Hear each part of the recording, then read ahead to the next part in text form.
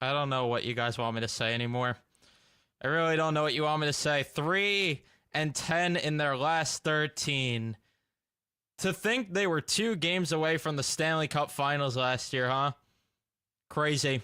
Crazy that this is where we are. I'm actually so... Oh my god, I'm losing my mind. I'm actually losing my mind. And I knew that they were going to tease some sort of comeback too in this game. That's what's even funnier. And of course, it's the same guys, right? It's your Coolies, your Berards, those guys.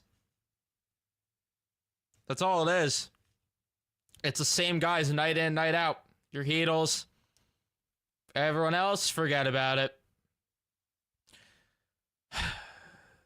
This is just depressing. I would be very surprised if Peter Laviolette keeps his job beyond tonight. I would be very surprised because... and this is why I thought they were going to come back and win this game, honestly. I thought by some miracle, the Blues... A game against the Blues where I thought, again, you know, dictated where this team's going to go, what direction this team's going to go in, sorry, with Laviolette or anyone else. I thought they were going to come back and somehow win this game because of that. Because it's always against the Blues where it's like, maybe a change is going to happen, and then they just, you know, don't end up losing to them. I'm taking the bag off. I can't do an entire stream with it on my head. I was going to go for a while with that, but yeah. This team sucks. This team sucks. I don't know what you want me to say, what you want me to do anymore. I don't care. I really don't. I'm at a point where I don't care. And it's crazy that Brett Berard and Will Cooley scored at the end. Neither one of them were on the ice at the end of the game. When the lineup came out tonight, I said it then. Great. You know, you're holding Zibanejad and Kreider accountable, but it won't mean anything if you make a decision like putting them out there in crunch time, or if you play them more than the minutes, or just switch the lines, play them for more minutes than they should be playing. And they were out there in the dire minutes of the hockey game.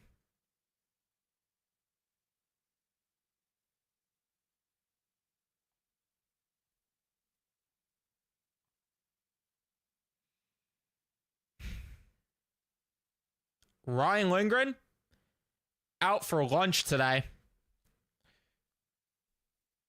He's just genuinely flat out pathetic. Connor Mackey and Chad Ruedel, I mean, I can't even be mad at those guys. They're Hartford. They're defensemen that were supposed to be playing in Hartford all year. Right? Like, what do you want me to say? They sucked, but they're supposed to be bad. Zach Jones has been terrible lately. Braden Schneider's been terrible lately. And once again, the guys who need to show up don't. The guys who, I mean, I shouldn't say, the other way around with that, but the guys that have been showing up continue to be the only ones showing up.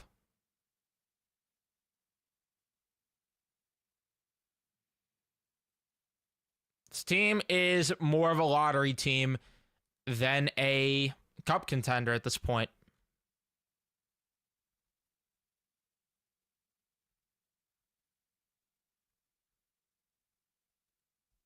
I don't know. I have nothing to add to what wasn't said yesterday, what wasn't said the past 13, 12 other games. And I'm not going to lie, I lost focus at one point with this game. I really lost focus with this game at one point. There's like no point in paying attention to this crap right now.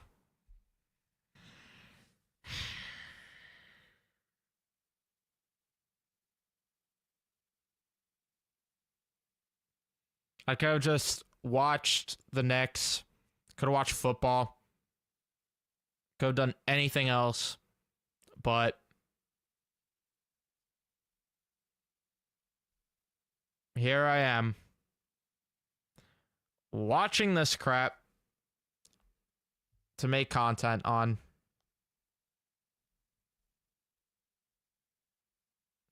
It was free that Buchnevich was going to score tonight. And Kyrou. I mean, I put money on both of them. Ryan Lindgren on the Kyrou goal.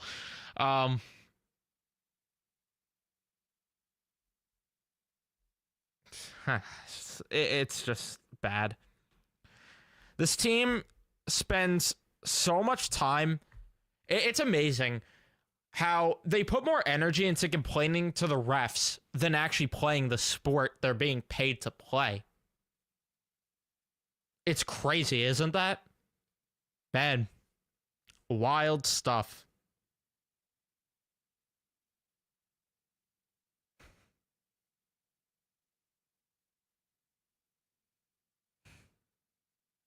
Are they even being Nashville? If they do, yippee! They beat the worst team in the Western Conference. Woohoo! If they could even do that. Not even the Western Conference, the entire league, actually.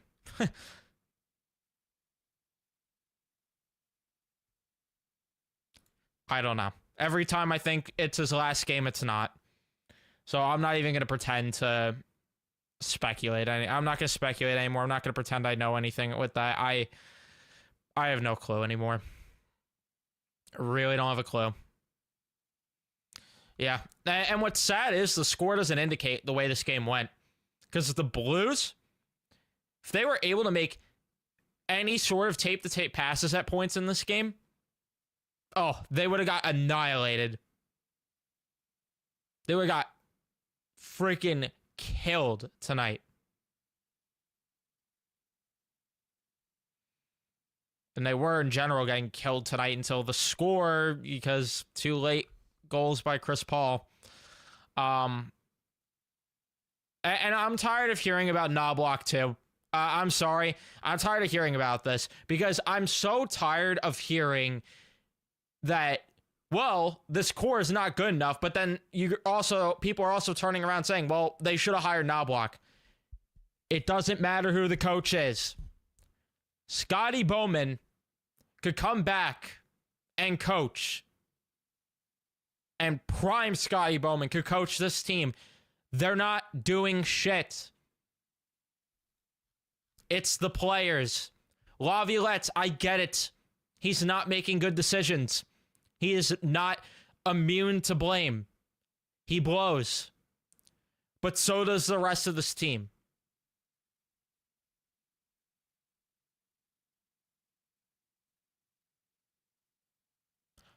There is no coach that would have helped this team. I'm tired of hearing about Knobloch. Tired of hearing about Carberry. Tired of hearing about any other coach they could have hired. I'm tired of it. Does not matter. Look at what they are trotting out there. This is Chris Drury's moronic decision-making. Capo Caco, the guy who's been scratched in 2 elimination games in his career, got scratched tonight. Nah, don't move him to get an impact player back in return. Ryan Lindgren looked broken last year. Bring him back. Jacob Trouba, let him stay going into the year. Chris Kreider, mailing in efforts. Mika Zibanejad, looking worse. That's what's truly amazing about this entire thing, though. The warning signs were there with this team, but holy shit, is the ship sinking, and rapidly, and sooner than I expected. I never would have thought in a million, billion, trillion years this year they were going to be this bad. I thought, and I mean, I'm saying it every night, but the point is, except they didn't want to give him up to get Jake Gensel last year. Emily Kaplan recently reminded me of that one, which was great. But Emily Kaplan recently said on a podcast they didn't want to move Kaka to get Jake Gensel last year. Nah. Why go all in to get an impact guy at the trade deadline last year when you know, had a wide open opportunity in the East? Why? No, why do that? Why do that? Why? Pointless. Laviolette doesn't sound nearly pissed off enough. I wouldn't be pissed off either if I was him. They gave up on me. I would give up on them. Yeah. A masterclass.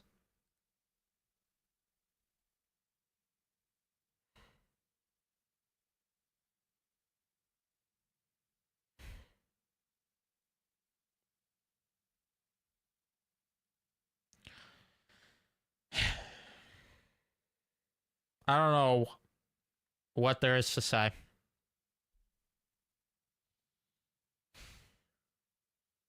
That has not been said.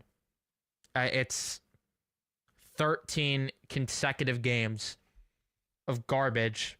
Beyond that, even, but the results really showing in these last 13 games where their only wins are scraping them out against bottom feeding teams like Montreal, Pittsburgh, Buffalo. Like, those are the only teams they have wins against. All 1-goal games, because I'm pretty sure the Pittsburgh one, that was an empty netter, right? So, pretty much 1-goal game. Sorry, that actually wasn't. Either way. 1-2-goal game, who cares?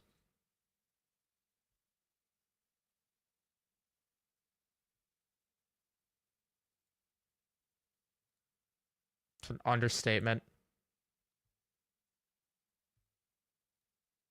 Playoffs? Team's not making the playoffs. Nah. They're not. I'm done with the whole, well, if they just turn it around, this is who they are. I quite frankly don't give a shit. And like I said, cool. They turn it up and go on some run to make it into the playoffs. They're going to be gassed out by the time they get there. So who gives a fuck?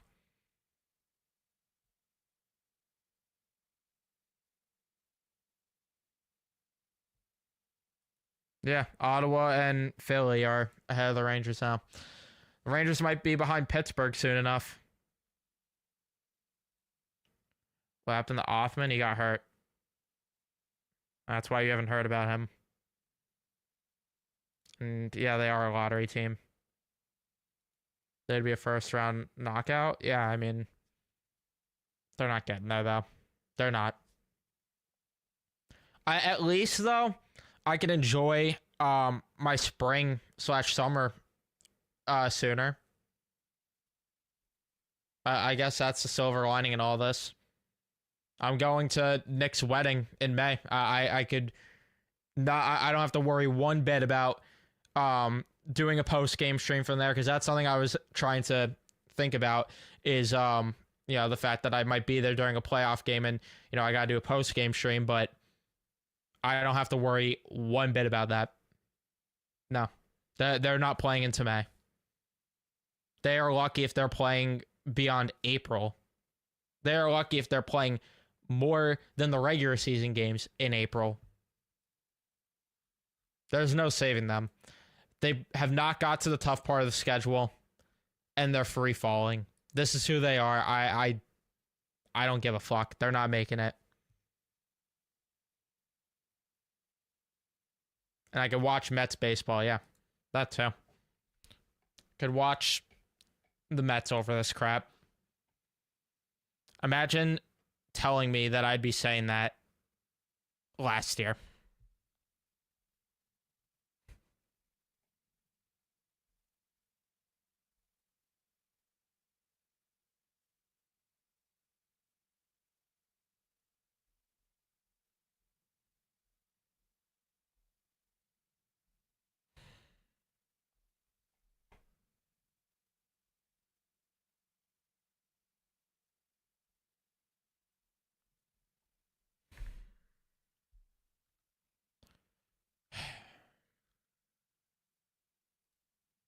Yeah, I know. I know. This team screams rebuild. Too bad they can't. Because they locked the goalie up to an $11.5 million deal. That's why I don't know where the fuck you go. And that's why I'm pissed. Because where is the light at the end of the tunnel? Some of these guys you can't move. Igor, gonna take up $11.5 million.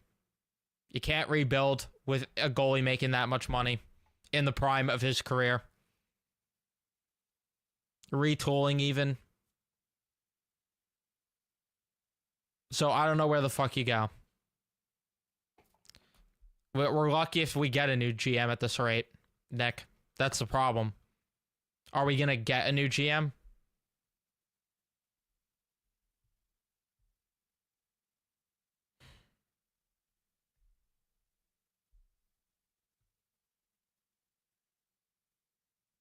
This is worse.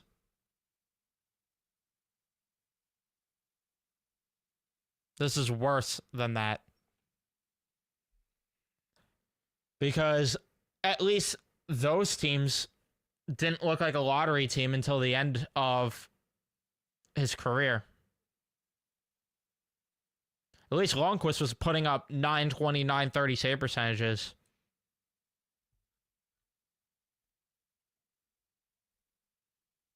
Nope. It's full no move. Or you're talking about the contract he's still under? Yeah, I mean, they could move him, but are they going to move him after extending him? I don't know. I'd love to be wrong, and I'd love that they do that and just blow this thing up, but probably not going to happen. I probably have a better chance of winning the lottery. I didn't mind benching Kakko, but I agree that Mika should have been benched before Kakko.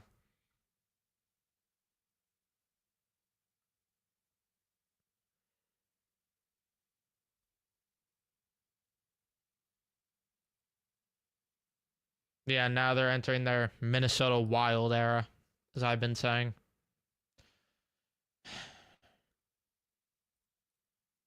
How do you go from regular season champs to this? Because one, last year doesn't correlate to this year.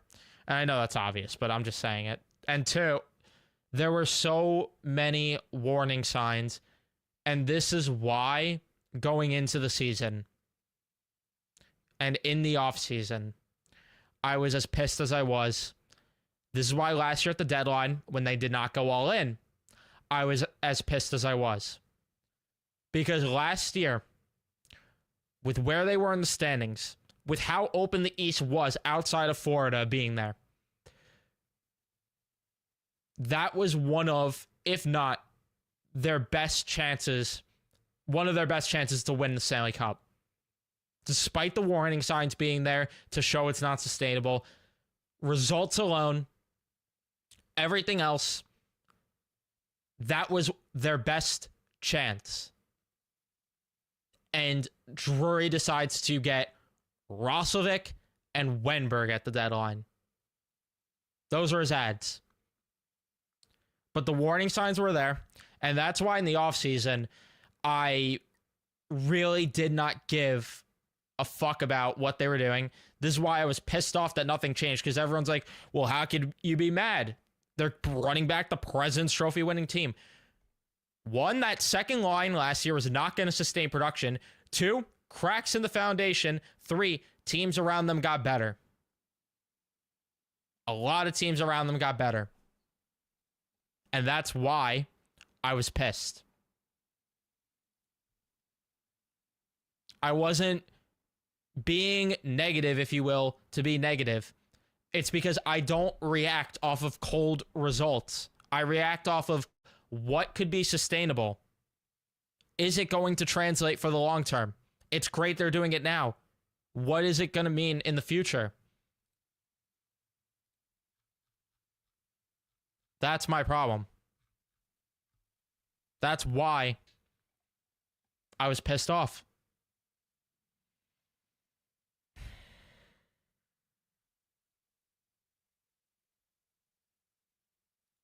Yeah. Mark, what's going on? Good thing Igor was extended for life. Yeah, it's great. It's awesome.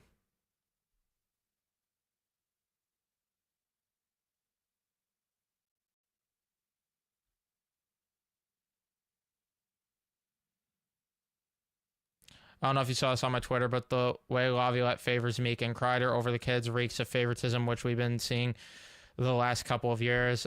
This is an organizational issue. Yeah, it is. And can a GM be fired during the season? They definitely could, but are they going to do it? Probably not. It feels like no matter what, Chris Drury is keeping his job. But he does need to go. I don't trust Chris Drury at the grocery store, nonetheless managing my favorite hockey team. And I do not want this guy being the GM at the deadline. There's no world where he has the right to be making the decisions and calling the shots come the trade deadline. And I don't know if you could poach a guy from another organization mid-season right now. That might be a little bit tougher. You might have to name an interim guy. But I'm at the point where I don't care. I really don't care. And I don't understand it either. Why they were out there in the dire minutes of the game. Zero clue.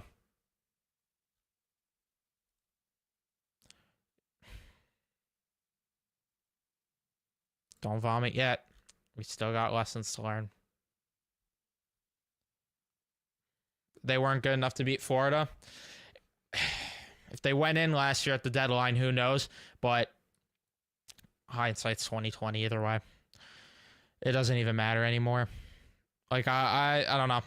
That's why I was mad at the time, but I'm just beyond it at this point where it's like, it just is what it is. And yeah, this is it too. Last year, you and me and a couple other people were saying that this Rangers team was one of the worst President's Trophy, if not the worst President's Trophy team to win it. And you're seeing why. Because the special teams aren't as good. The defense somehow got worse at 5-on-5. Do I think things would be different if Gordon and JD didn't get fired? Maybe, maybe not. Maybe they're more aggressive on certain guys at the market, but I don't know. Though, I mean, they also made a lot of moronic decisions in their own right, so I have no clue. And this is it right here. You're not going to see it, or it's at least very rare to see a GM get fired after signing a guy to an 8-year deal, if that's ever even happened. Wish I had Statboy Steven here to back that one up or fact check that, whatever it is, because he would have the answer. But yeah, how do you fire the GM who just gave the goalie an 8-year deal?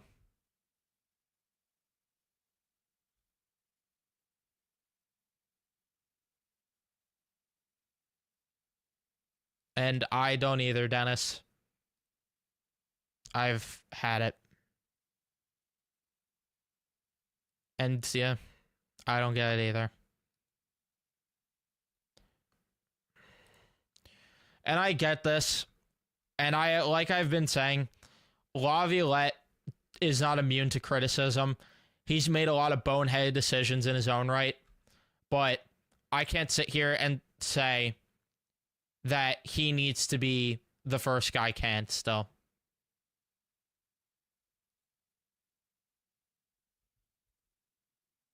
I just can't.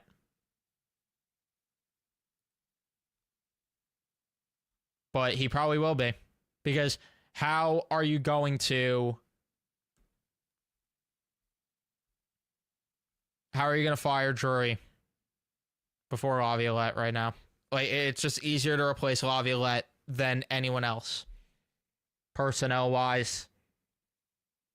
Player, coach, GM, anything. Laviolette's the easiest guy to be in the line of fire. And that's the unfortunate part.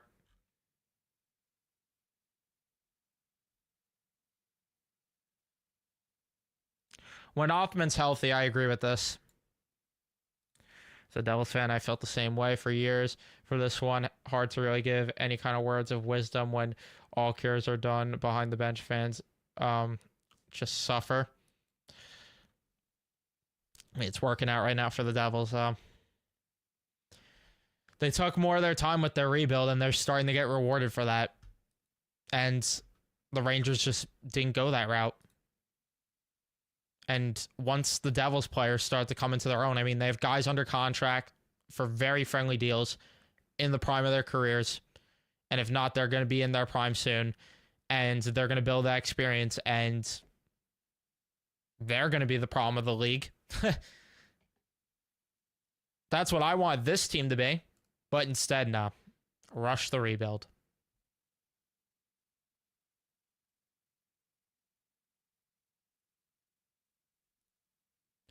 Yeah, and this too. Fraud doesn't always reach the surface all at once, but it eventually gets exposed. Hope everyone enjoys what they see.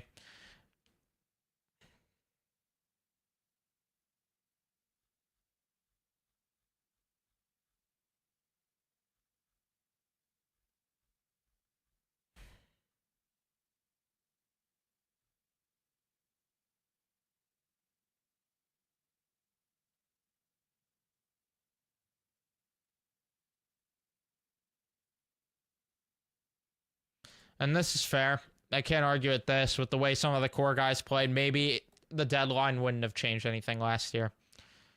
But right now, I'm not here to argue that because what's done is done with that. Drury needs to go, yeah. I want Rich Peverley as the next GM. That's who I want. But as I've learned, that does not matter with this team.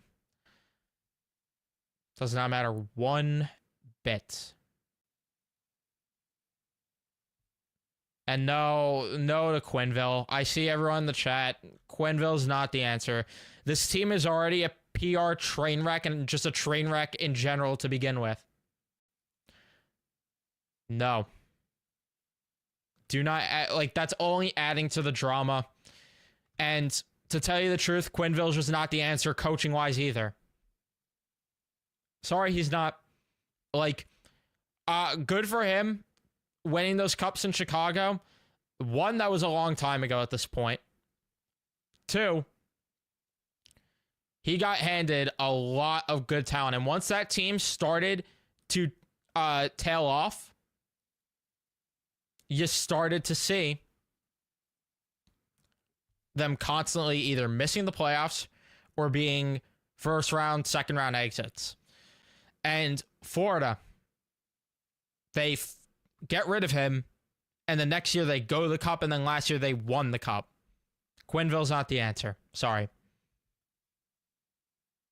And there is no answer behind the bench in general, but Quenneville's sure as hell not the answer.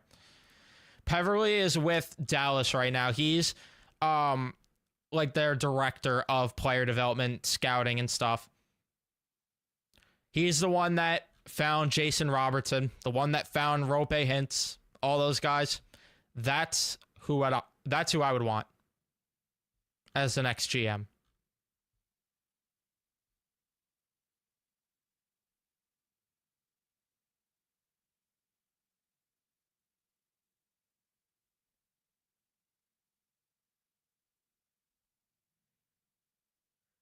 And I know that Robertson's fall off is crazy right now, but Dallas is in a similar position to the Rangers a bit, but I'm not going to sit here and blame him. There's only, like, he doesn't have that much of a say, but I would love Rich Peverley because he's done a lot of good work for Dallas. I mean, getting Wyatt Johnston in that organization as well.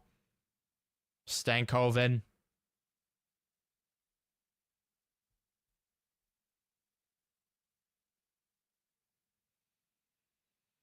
And yeah, I mean, he's won as a player, but just in general, I mean, that's who I want.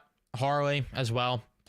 That's just who I want. But again, it's honestly a moot point because we know what they're going to do.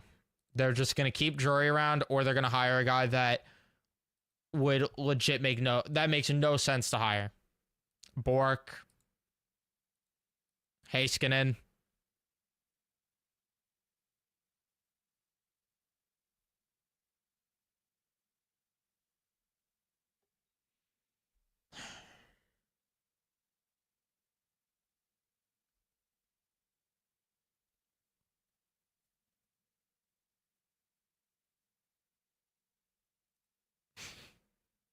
You got me.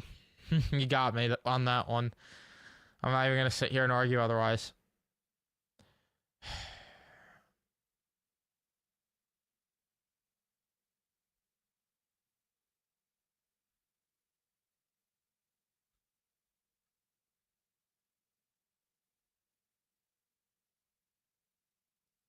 This core doesn't want a new coach. They want a best friend slash enabler. Yeah.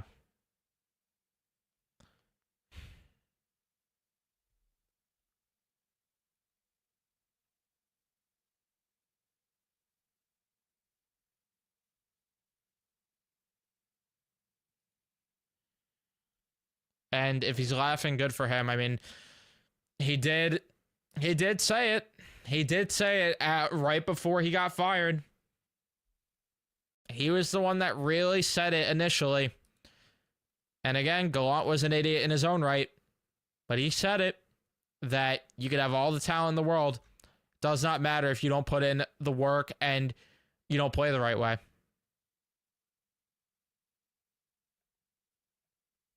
And then he got fired.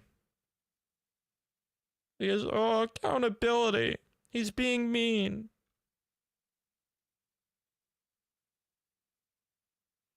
I'm not judging Drury on his drafting yet. I don't want to get it twisted with that, but I was just, highlighting one of the things I like about Rich Peverly, and just being in the Dallas organization in general is something that that intrigues me.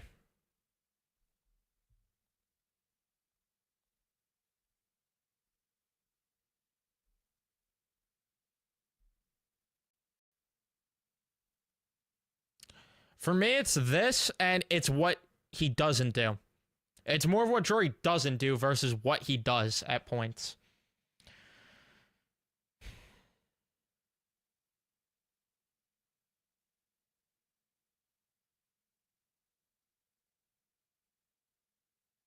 Yeah, and I know.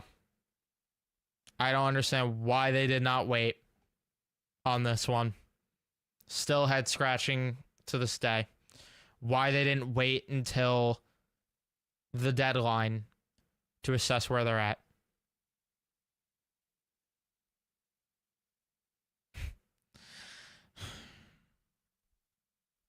I'm losing it here. I'm losing it. I'm numb when I'm watching these games. When I come here, though, I lose my mind. I truly do.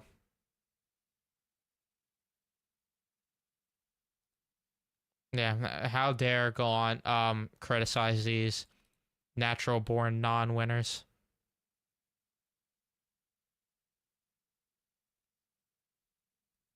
And they should be doing it. Especially when they were spiraling as much as they were, and Igor played some pretty poor games right as he was signing that extension. No, it just makes no sense at all.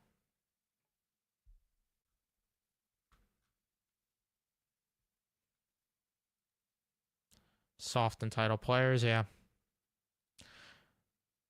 Yeah, and I agree. 9% from Money Puck is very generous. I don't get it at all.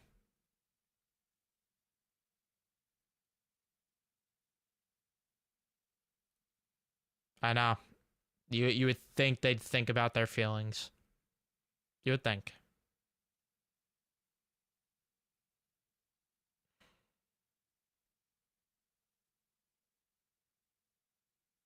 And yeah, they should have waited.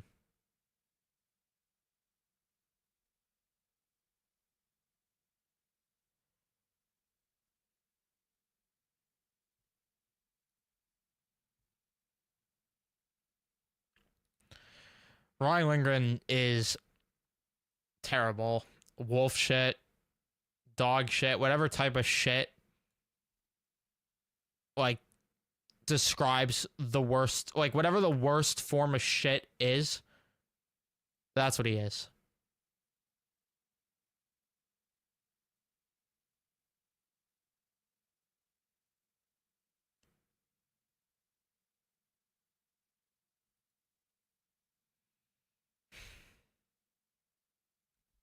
Every now and then you think about what could have been. Every now and then. I've been hoping this for a couple weeks and nothing has changed. So I don't know. When something happens, it would honestly be a surprise to me at this point.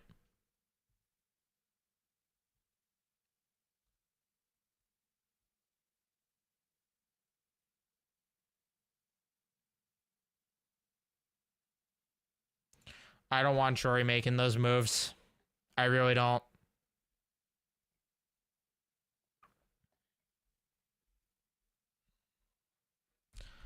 Panarin was injured tonight, or quote unquote injured. I don't know if he was actually injured, but that's that's what they were going with on that one.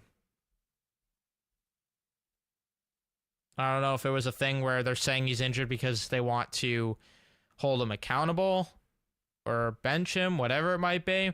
I don't know if it's that or he's actually injured, but they said lower body injury.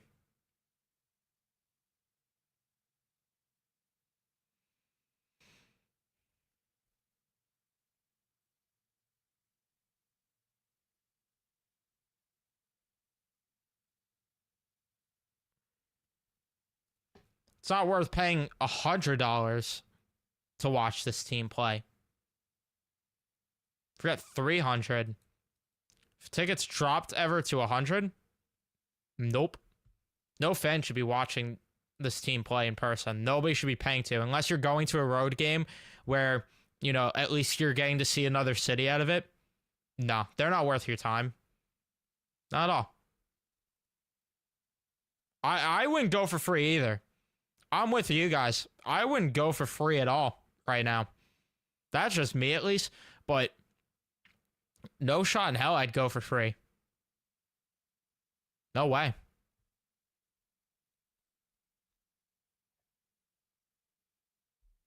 Not worth my time. Not worth my aggravation. This is actually great. Wouldn't go if someone paid me. I'm with you on that one, actually. I wouldn't go if I got paid either to go.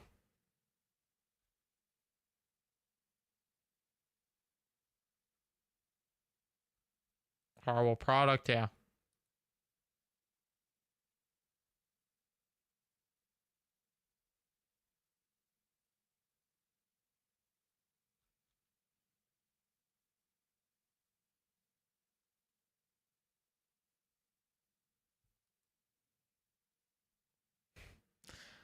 Well, if that's what it takes, then no one should be going at all. Because that's the only way shit changes is if you hit them where it hurts them the most. But it doesn't matter what I say. It doesn't matter what you guys in the chat say. It does not matter if we all united to protest not going to games. The people in suits are still going to show up. So it really doesn't matter.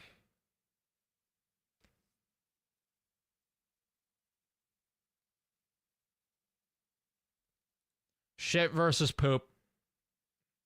Shit versus poop, David.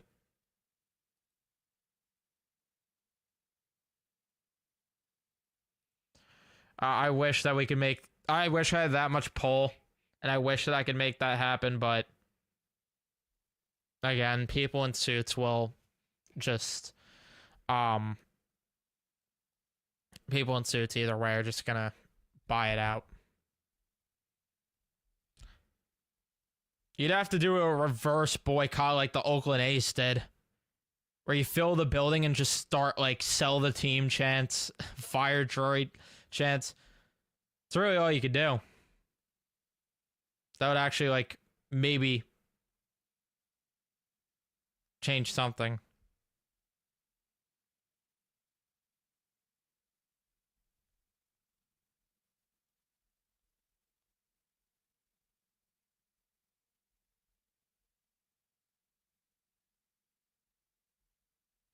Because people are going to show up either way.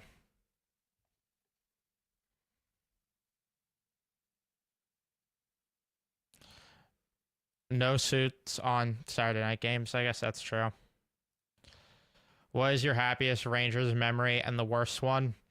The worst one is like literally we're living in my worst memory. Like them, the ship sinking as quick as it is. That is probably, this is probably my worst memory right now. My best, I don't know. That's a toss up between a couple things. I would probably biasly say being at Game 5 against Pittsburgh in 2015 when Hagelin got the OT winner. Just because I was there, but that 2015 run in general still came up short, but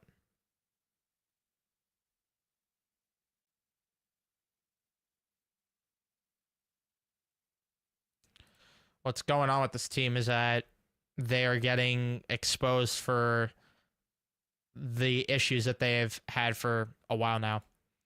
Fire jury chancing to happen next game. I would love that, but it probably won't. I don't have enough pull to get that to happen. Unless there's like 10 people in the chat at minimum going to the next game that start it, but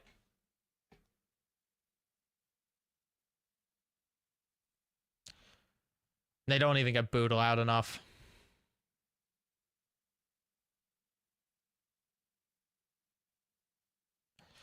My protest suggests it. Yeah, same with me. I'm being generous right now.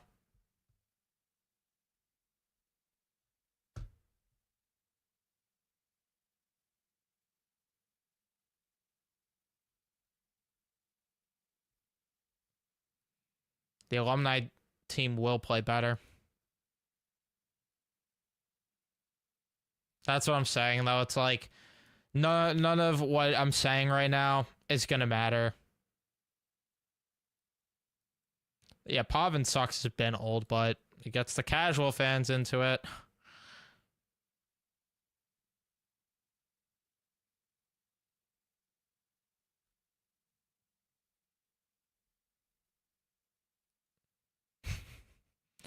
This is true, though. Yeah, you're not wrong, Victor.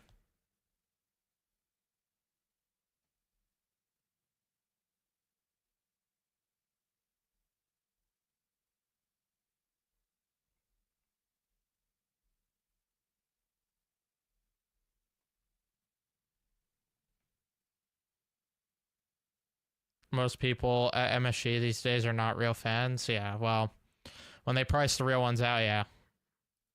Thank you for the $2, Steve. I appreciate it. Devils fans happy. You softened up the blues for us. Thank you. I appreciate that a lot. We do it to every team. No need to thank us.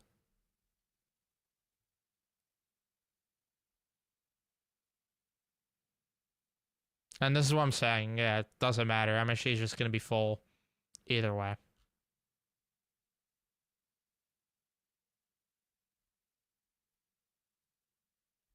Doesn't matter one bit.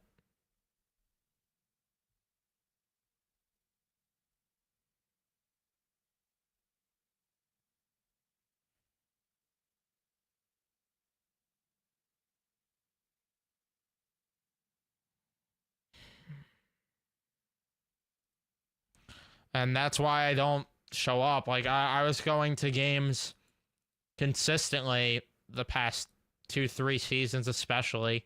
That's why I'm just not bothering right now. They're not worth. They're not worth my money at all. Not at all.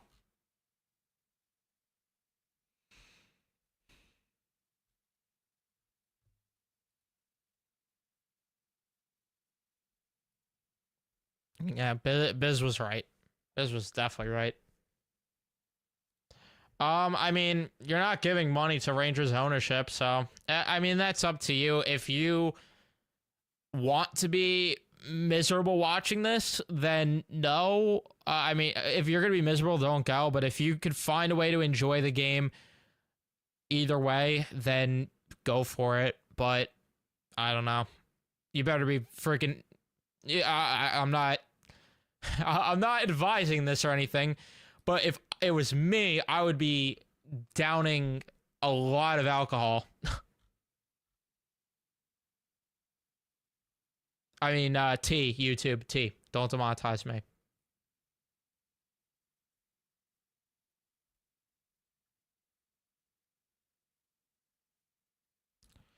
Thank you for the $2, Steve. Rename the channel Sports Central while you can. My biggest fumble was not doing that. Huge fumble on my part. Should have done that before it was too late. Now I feel like it is too late, but I should have done that. Could put my Mets content on here still. Could have been talking about them more. Wouldn't be committed to watching every game. Could have watched the Knicks tonight instead. Done a post-game stream of the Knicks. Would have been way happier. Instead, no. Nope. This is where I am. This is what I do. Yeah. If only it still was.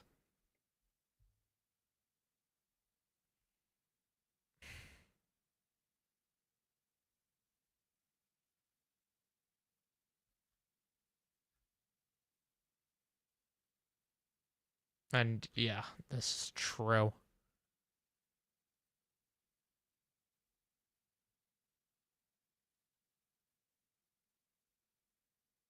And yeah, this too. He's like trying his best to hope the team's gonna come back and turn around. I'm like, Sam, I don't know how to tell you.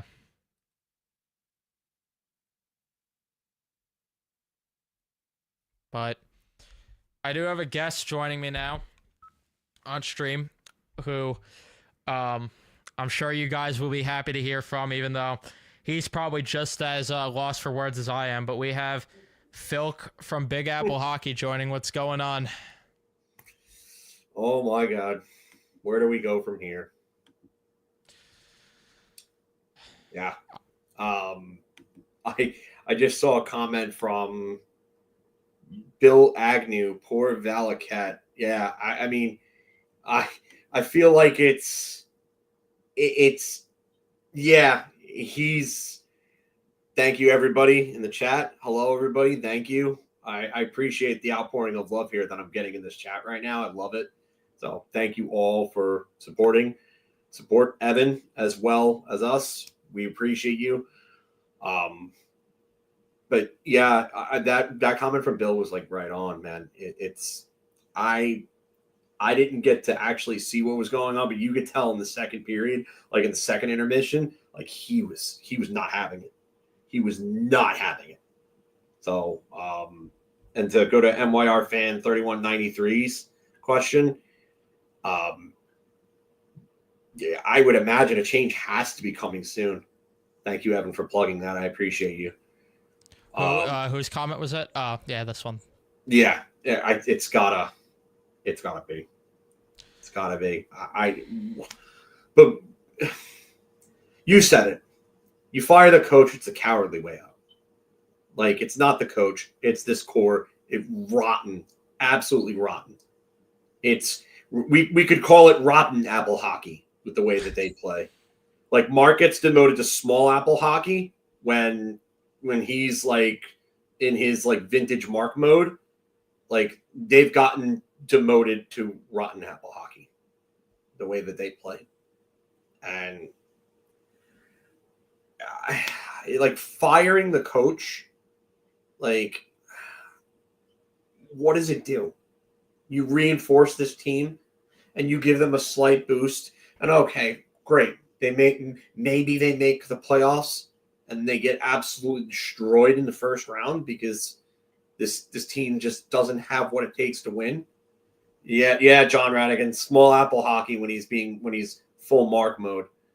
But I mean, I see Pavel fire Drury. Like, Why are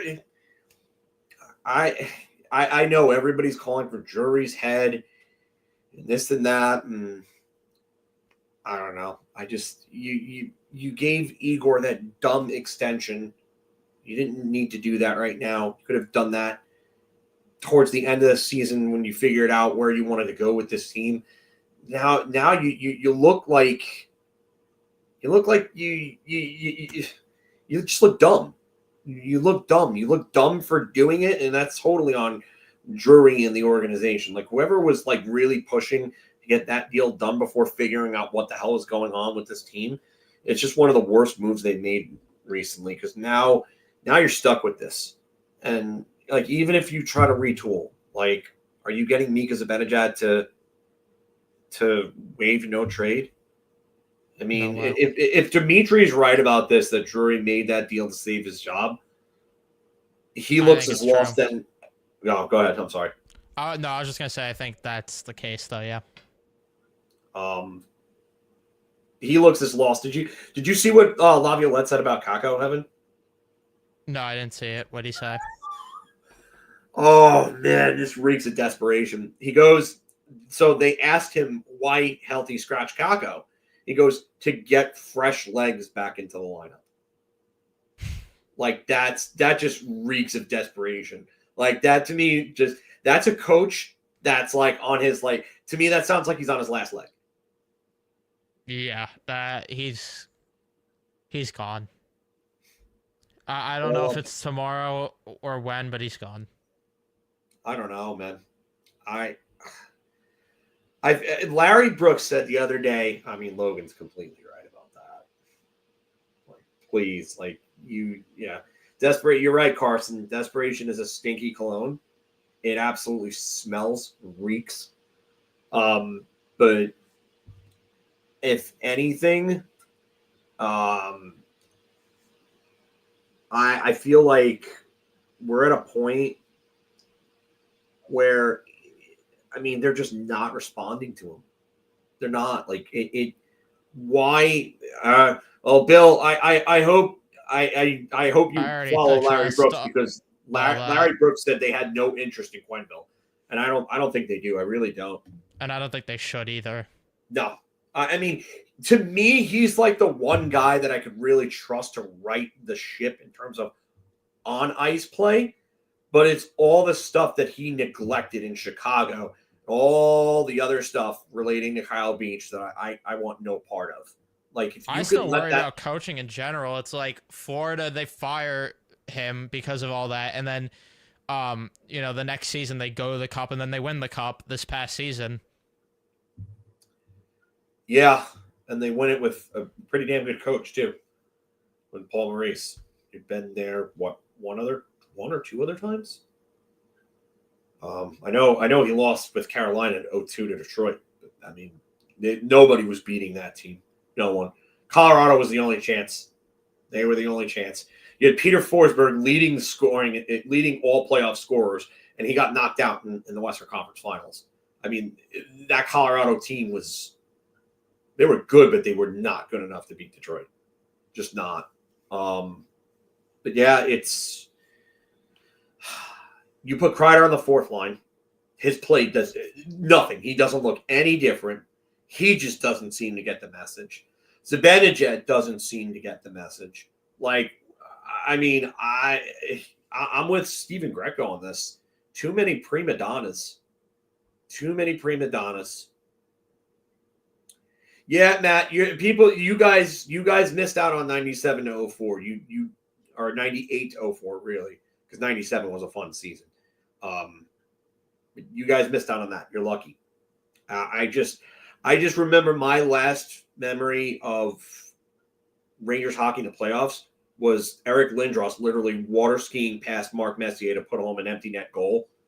And then I didn't see playoffs again for another 9 years. And that sucked. That absolutely sucked. So you don't realize how long 9 years is. The Fire say their chance got really, really bad in like 03 and 04. And then Yager kind of saved the franchise along with Hank. And that's when Sather started to look better as a general manager. But I mean, just oof. If this course stays, we're heading back that way. But I have a feeling. Yeah, Offspring Mysterious. I'm with you there. I'm a Giants fan. Evan likes to troll me sometimes about it, but I know exactly how long 9 years are. But you know what? At least we have those 2 Super Bowl titles, and I went to both those parades, and it was a lot of fun. So, but Even as a Met fan, like 2016 to 2022, without playoffs play, I mean, it felt like forever. And it feels like it's headed in that direction with this team. And by the way, Steve, thank you for the $2 again. I appreciate it. I sure as hell don't want this right now, to tell you the truth, but that's just me. I mean, you probably want it because you're a Devils fan and you'll just see them absolutely beat the ever-living piss out of the Rangers. But I appreciate the $2 nonetheless. Yeah. I don't think they're making the playoffs. I don't. No, I they're don't. not. I don't see a team that wants to fight in games anymore. I mean, the fact that little comeback was led by the kids tells you a lot about the veteran core of this group. It really does. I mean, yeah, you could talk about 5 of last 13 Eastern Conference Finals. What does that mean? What does it mean, though? They haven't been good enough. Yeah, I didn't know Daniel Jones could skate. Oh, wait, that's Kreider.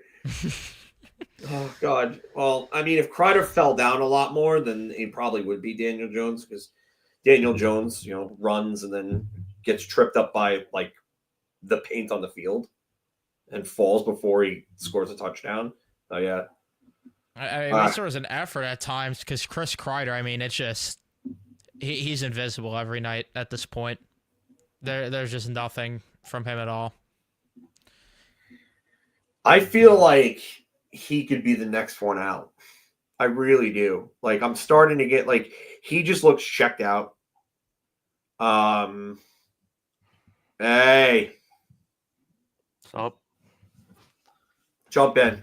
I can think of a bunch of shit I want to say, but you get on here. This is all you.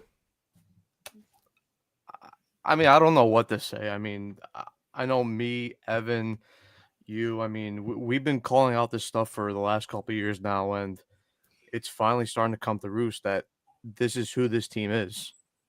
They don't have what it takes to win, and it's showing because it's the same shit every night. They look lost. They look disinterested. They don't want to compete, and the sad part is it's the guys who are making the big money and the guys who are wearing the letters. Because the guys like Cooley, like Brett Berard, by the way, who, just came up from Hartford and he's showing more heart, more willingness, more effort, the more want to win than guys like Mika Zibanejad, who's had career years in the past before. Don't get me wrong. Like Mika Zibanejad used to be an elite center in this league. Not anymore, though. Not anymore. And it's just it's sad that we're heading in a direction where this organization just looks lost. There's like no clear direction at all. It's sad, and we brought this up on the 4-hour stream that we did, that the worst thing that they could have done, Drury specifically, was giving Igor that extension before this January gauntlet. I mean, before this December gauntlet.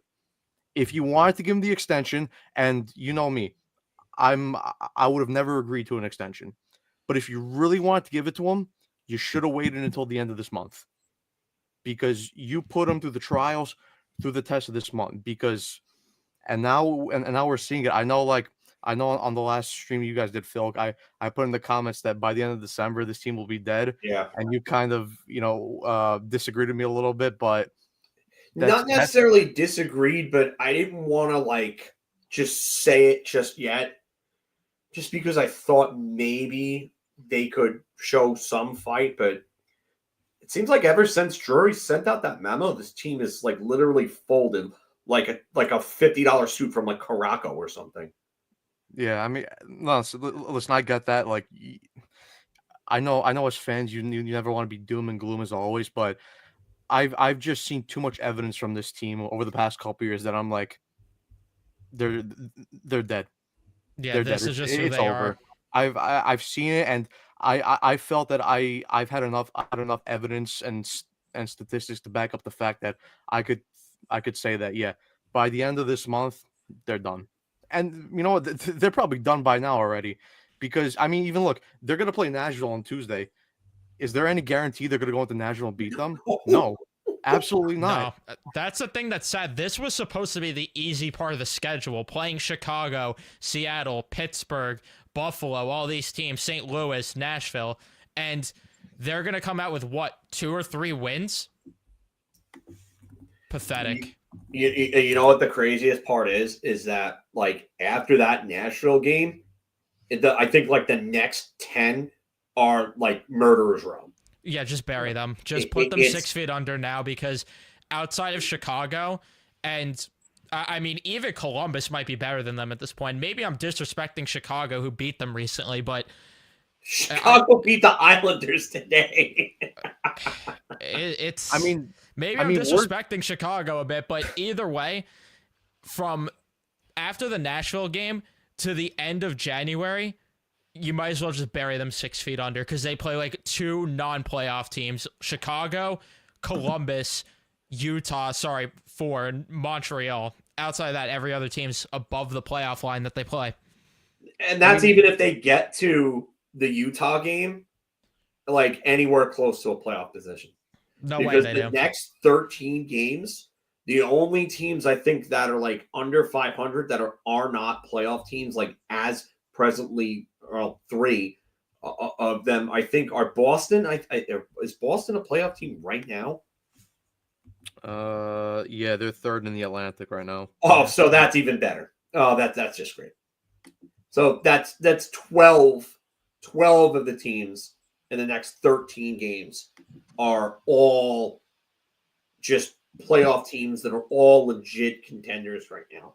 Like after the Nashville game, you have the next 6 in a row, next 7 in a row after that are Dallas, Carolina, New Jersey, Tampa, Florida, Boston, and Washington. Then you get a reprieve with Chicago. And can we really, like you were saying before, we can't even really say it's a reprieve because Chicago like basically like crapped on them last time. And then you have Dallas, New Jersey, Vegas, and Colorado. Like they're gonna come out of that stretch with, I would say maybe even 0 wins with the way they're playing right now. And if Panarin's out, forget about it. Trocheck looks like a lost puppy. God, Trocheck. He looks like an absolute lost puppy. Mika Zibanejad, just I can't even get into him and Kreider again. Yeah, I feel like I'm just saying the same shit over and over again because it's just been dog shit. Yeah, there it is. There it is. I mean, it had to happen sometime during this, but yeah, it is. It is. And the scary part is that was last year. That was last season that clip is from, right? The scary part is, and I need everybody in the chat, everybody has to do their homework on this one. Go to Philk's stream at Big Apple Hockey when they lost to the Devils post-trade deadline. It was March 2022. He went off on this team, and everything, 90% of the things from that stream are relevant to this day. 90% of them at least. I'm not going to sit here and say I'm Nostradamus or anything like that, or it was obvious, though. It's things you could see, though. It's just, it's effort. It's hard. It's a lack of determination, and it's sad. Like I feel like Valakat right now. Like this is just like, okay, like you literally could fire up the friggin' Family Feud, Steve Harvey. Thought about killing myself. That's literally, it's like right now that's what like it is when I'm watching this team. It's terrible. No, Carson. It's not about a victory lap. And really, it's not. I wanted to find a comment from Kaylee before.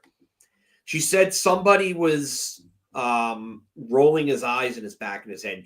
Kaylee, who was that you were talking about? Were you talking about Fox or were you talking about Zibanejad? Because both of them seemed like that. Oh, this team spends most of their time just complaining to the officials than actually just playing the game. If they put any of that effort into, playing the sport itself, maybe this team would actually, be good right now instead. But no, instead they're just constantly whining to the refs instead. Yeah. For Logan, that's Evan's work. I mean, I just jumped on after I got a little request from Evan, or a message from Evan, I should say. But I don't understand it. I don't. And Adam Fox's efforts are just like he looks even checked out. He looks just, he doesn't care. And then you have Zach Jones, and all this effort is rubbing off on Jones. Like Jones, like where is the defense he played last year and earlier on this year? The saddest one to me right now is Lafreniere. Ever since he signed that deal, he's not looked the same. That's the saddest one to me. I feel like he's had some good games after, but like, I don't know. He's definitely not been the biggest issue. I wouldn't say that, but he's not been the same since signing that deal. And that's where I'm like, it's just sad. It really is just sad. Yeah, Nicole, I think, and Vitaly is right about this one. Jones, he's making that same mistake game after game after game. And he got benched for it, and he still is making it. I mean, that pinch last game against LA was terrible, brutal. You cannot step up in that situation. And then he does nothing to get back. I mean, look, I get it that F3 should have been higher because Lafreniere went way too deep into the offensive zone. But you as a D-man also have to read the play and realize, okay, he's too low in the zone. Let me step back a little bit. And then today again gets caught up ice and then doesn't back check, and it results in a goal. But I mean, you bring up Zach Jones and how the poor plays rubbed off on him. The same goes for Braden Schneider, because Braden Schneider towards the end of the last season and beginning of this year actually played very well. He was probably the best defenseman this year to start off the year. And his last couple games, probably last month, has been brutal. He has not looked the same at all. Yeah, Kaylee made another post before that. This one's true though too. That, and then she said Fox hasn't looked the same since the playoffs last year. I haven't seen the Norris winner in a while. Yeah. I agree. But you know what? That pinching point, it's a good point because I was at that Seattle game, right, where they had the lead and they ended up blowing it and losing 7-5. That first half an hour, they played very well. And then I noticed that they started pinching way too much. They got way too aggressive. They gave Seattle way too much open ice. And all of a sudden, within the span of a couple minutes, three goals. It just the momentum just completely flipped. And listen, I get it. Like, pinching is great. You want to be aggressive. It's one of the reasons why I really loved watching Florida play last year, because that's probably one of my favorite brands of hockey I've seen a team play is last year's Florida team, just with everything. And I love their aggressive pinching, but you also have to be situational. You have to know when is the right time to go. And listen, you're not going to get it right every time. You're human. You're going to make mistakes, but you just have to be a lot better at reading the play. And a lot of these guys on this team, they have no hockey IQ, it seems. Like they cannot read how plays develop at all. Just constant rushes. And Valley, the thing back with him in general, I give him so much credit that he is not just like opening the floodgates and ripping this team, because you could tell he's holding back from so much more he wants to say. But he's always talking about how this team's constantly allowing rushes. And it's like Matt said, there's no IQ at the plays. And how many years, too, have we talked about them trying to force the stretch pass too much and how it's going to bite them in the ass? And they continue. That's been going on for about 6 years now. Every year at the score. Every single year. and they still continue to do it. It's the same mistakes, and the Buchnevich goal too. Even it's like it's puck watching. The Ryan Lindgren one, that play with Jordan Kyrou. I mean, Oh, he needs to go. He should have been benched after that. He needs to go. He's nowhere near even worth $4.5 million right now. It's just No. it's stupid. It really is. I keep seeing everybody saying trade Fox. Like, good luck doing that. He's not going to want to leave here. He wanted to be a Ranger, and I don't think I think the reason people say Fox is because he doesn't have a no trade list. Yeah, because it kicks in, I think, this summer. Yeah, it kicks in this summer. Yeah, I don't even. I don't understand it. I really don't. I mean, Leo put up a comment in the chat before, like, what's going to work? Like, they use the stick and the carrot. Yeah, that one. Like, how do you? Like, what is going to work to get this team going? Is it going to be getting rid of Drury? Is it going to be getting rid of, Laviolette? I mean, I don't know. And I mean, everybody's talking about, like, Fox getting rid of him now before that kicks in.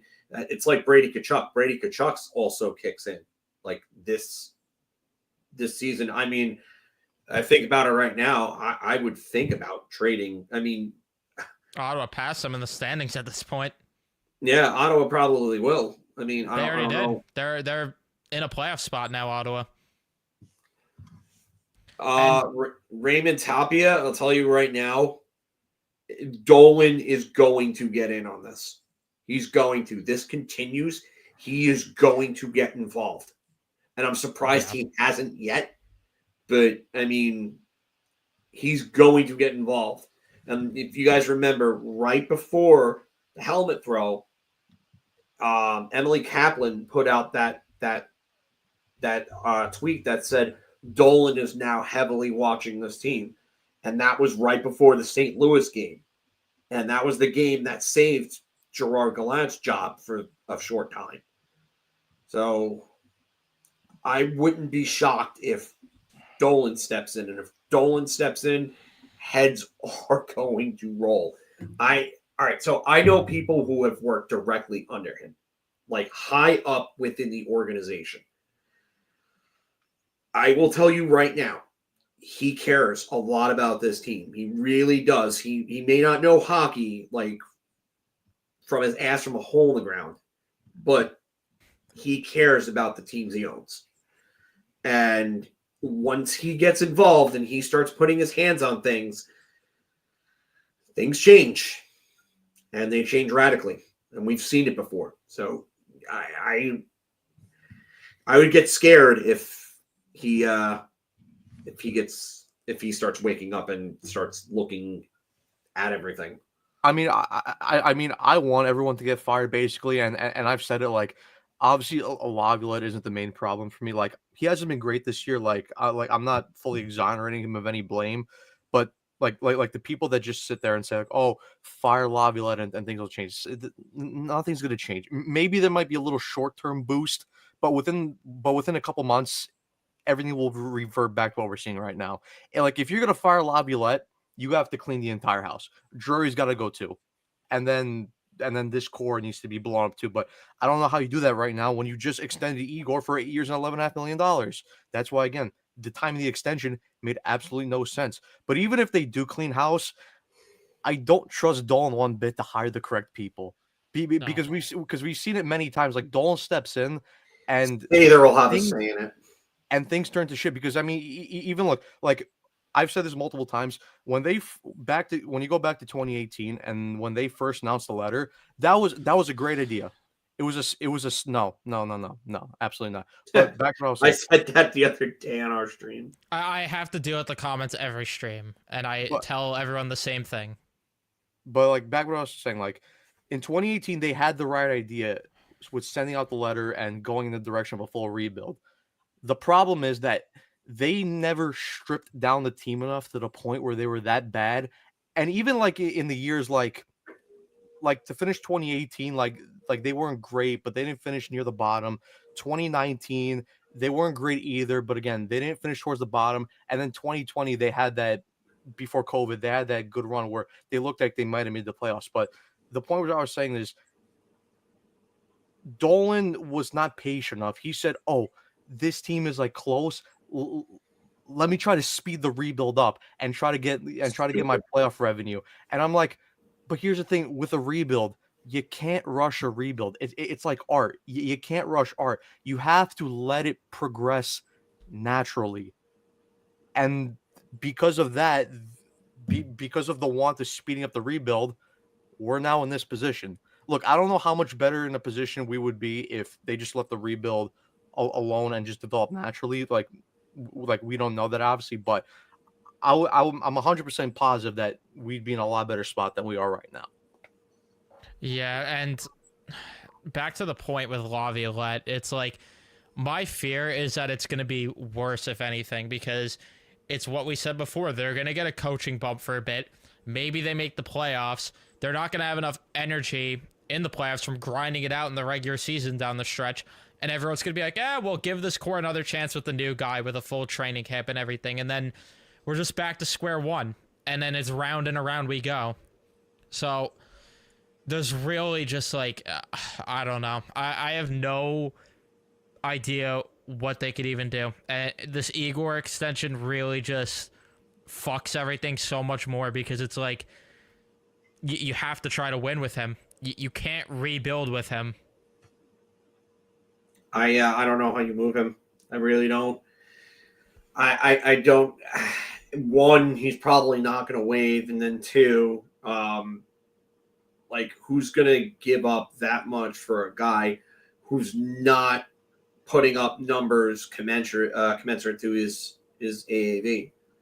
Like his numbers are nowhere near where they need to be in order for him to have the value that you would want to get for him. It just, yeah, Dimitri's kind of right about this. I mean, there are a couple of differences about the teams. The 2000s Rangers, the early 2000s, the dark days, like there was a country club mentality that went around that like completely like overtook that locker room. Like there was just Messier couldn't do anything about it. Like guys who were just coming in and they were just getting paychecks, and then they just did not know how to build a defense. Like it was like, okay, Brian Leach will do everything for them. Like Brian Leach had a great year in 01. But like the years after that, he kind of got hurt and he wasn't the same at that point. And 01 was his last really, really, really good year. But you didn't have any defense around him. You brought in Vladimir Malikov. First year, he gets hurt. Like a game in, blows out his knee, doesn't play for the rest of the year. He comes back. He's not the same guy after that. After that knee injury, he was just totally declined after that. And then like they just didn't. They bring in Darius Kasparaitis. Okay, he's okay for them, but he's not. That's not a guy that you're bringing in to be your second best defenseman behind Leach. You can't. You need someone better than that. You bring in Greg DeVries. Okay, Kasparaitis and DeVries actually play well for the first, I think, 3 months of the season, and then they split that pairing up and they sell off DeVries at the deadline. It just they did nothing to address the defense. And the goaltending was just Richter kept getting hurt every damn year. But again, when Holy came in, Holy called out the attitude in the locker room, and they did not like that he did that because he was speaking the truth. And then he makes that other comment. He's like, they paid me $9 million to be a first line center. I'm not a first line center. Like you knew things were absolutely screwed up when that happened. So, I mean, it just, yeah, it's Steve's right. They're the train wreck you can't look away from. It's not a car crash. It's a train wreck. It's two trains colliding into each other at like 90 miles an hour. Just two freight trains. Bang, done. Everybody's dead. There's casualties everywhere. Flames everywhere. Everything is burnt up. It's I mean, we're past Gong Show status now. I mean, you bring up the point of back then when Holy came in there and called out the attitudes in the locker room, and they didn't respond well to that. Well, we're kind of basically reliving it right now because it's the same problems. How many times do players in this locker room get called out for their piss poor attitudes and poor plays? And what do we hear? Oh, he hurt my feelings. And that's Yeah. why this team won't win anything, because they gave the big money to the wrong guys and the letters to the wrong guys with the wrong attitude. That's why this team won't win. Because like I said, the guys on this roster right now who are not making the big money and don't have the letters and who are lower down the lineup, like Cooley and Berard, and even Lafreniere to a certain point because he doesn't have a letter, even though he's getting his extension next year, and same thing with Hedel, they show a hell of a lot more heart and a hell of a lot more attitude than the guys like Mika, Kreider, Truba when he was here. Sensitive Mika, yeah. Yeah. Oh, my ice time. All right. So one of my biggest problems with this whole thing is that Laviolette tried fixing everything.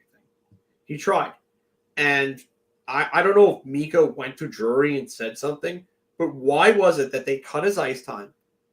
He played like crap, and then he whined about it, and then he got his ice time back, and was playing with Panarin and Lafreniere, played like crap with them, and then they scrapped it, and then they just went back to the same lines. Like, what is going on here right now? Like, I do not envy Laviolette at all. I really don't. Because he's just been put between a rock and a hard place with a bunch of whiny bitches that don't do anything to help their own cause. Yeah, and that's the thing. Everyone that's like asking for, accountability and changes and everything, it's like anytime there's accountability, they whine. We saw it with Gallant. When he showed a sliver of accountability, they whined, he got fired. The guy that he named captain whined to the general manager and got him fired. Woof. Yeah.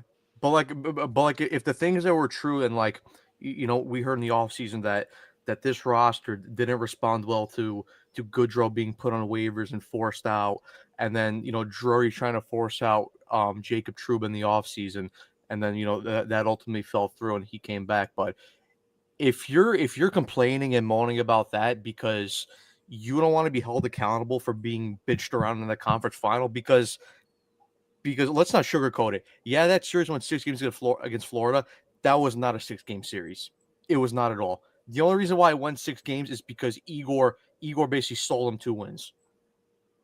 And the fact that you don't want to be held accountable because in a quote unquote, like I mentioned last year for me was a cup or bust year. The expectations were at an all-time high. You won the President's Trophy last year. You were one of the better teams in the league in terms of wins and points last year, even though, in my opinion, the play did not match up to the points and wins. You were in a cup or bust year. The expectations were at an all-time high. You know what? If you can't live up to it, you're gone. Sorry. And if you can't handle it and you can't handle that pressure and you can't handle accountability for failure, well, then you know what, my friend? Professional sports is not for you, especially professional sports in New York, where the accountability and standards should be at an all-time high. This is not the Midwest. This is not Columbus.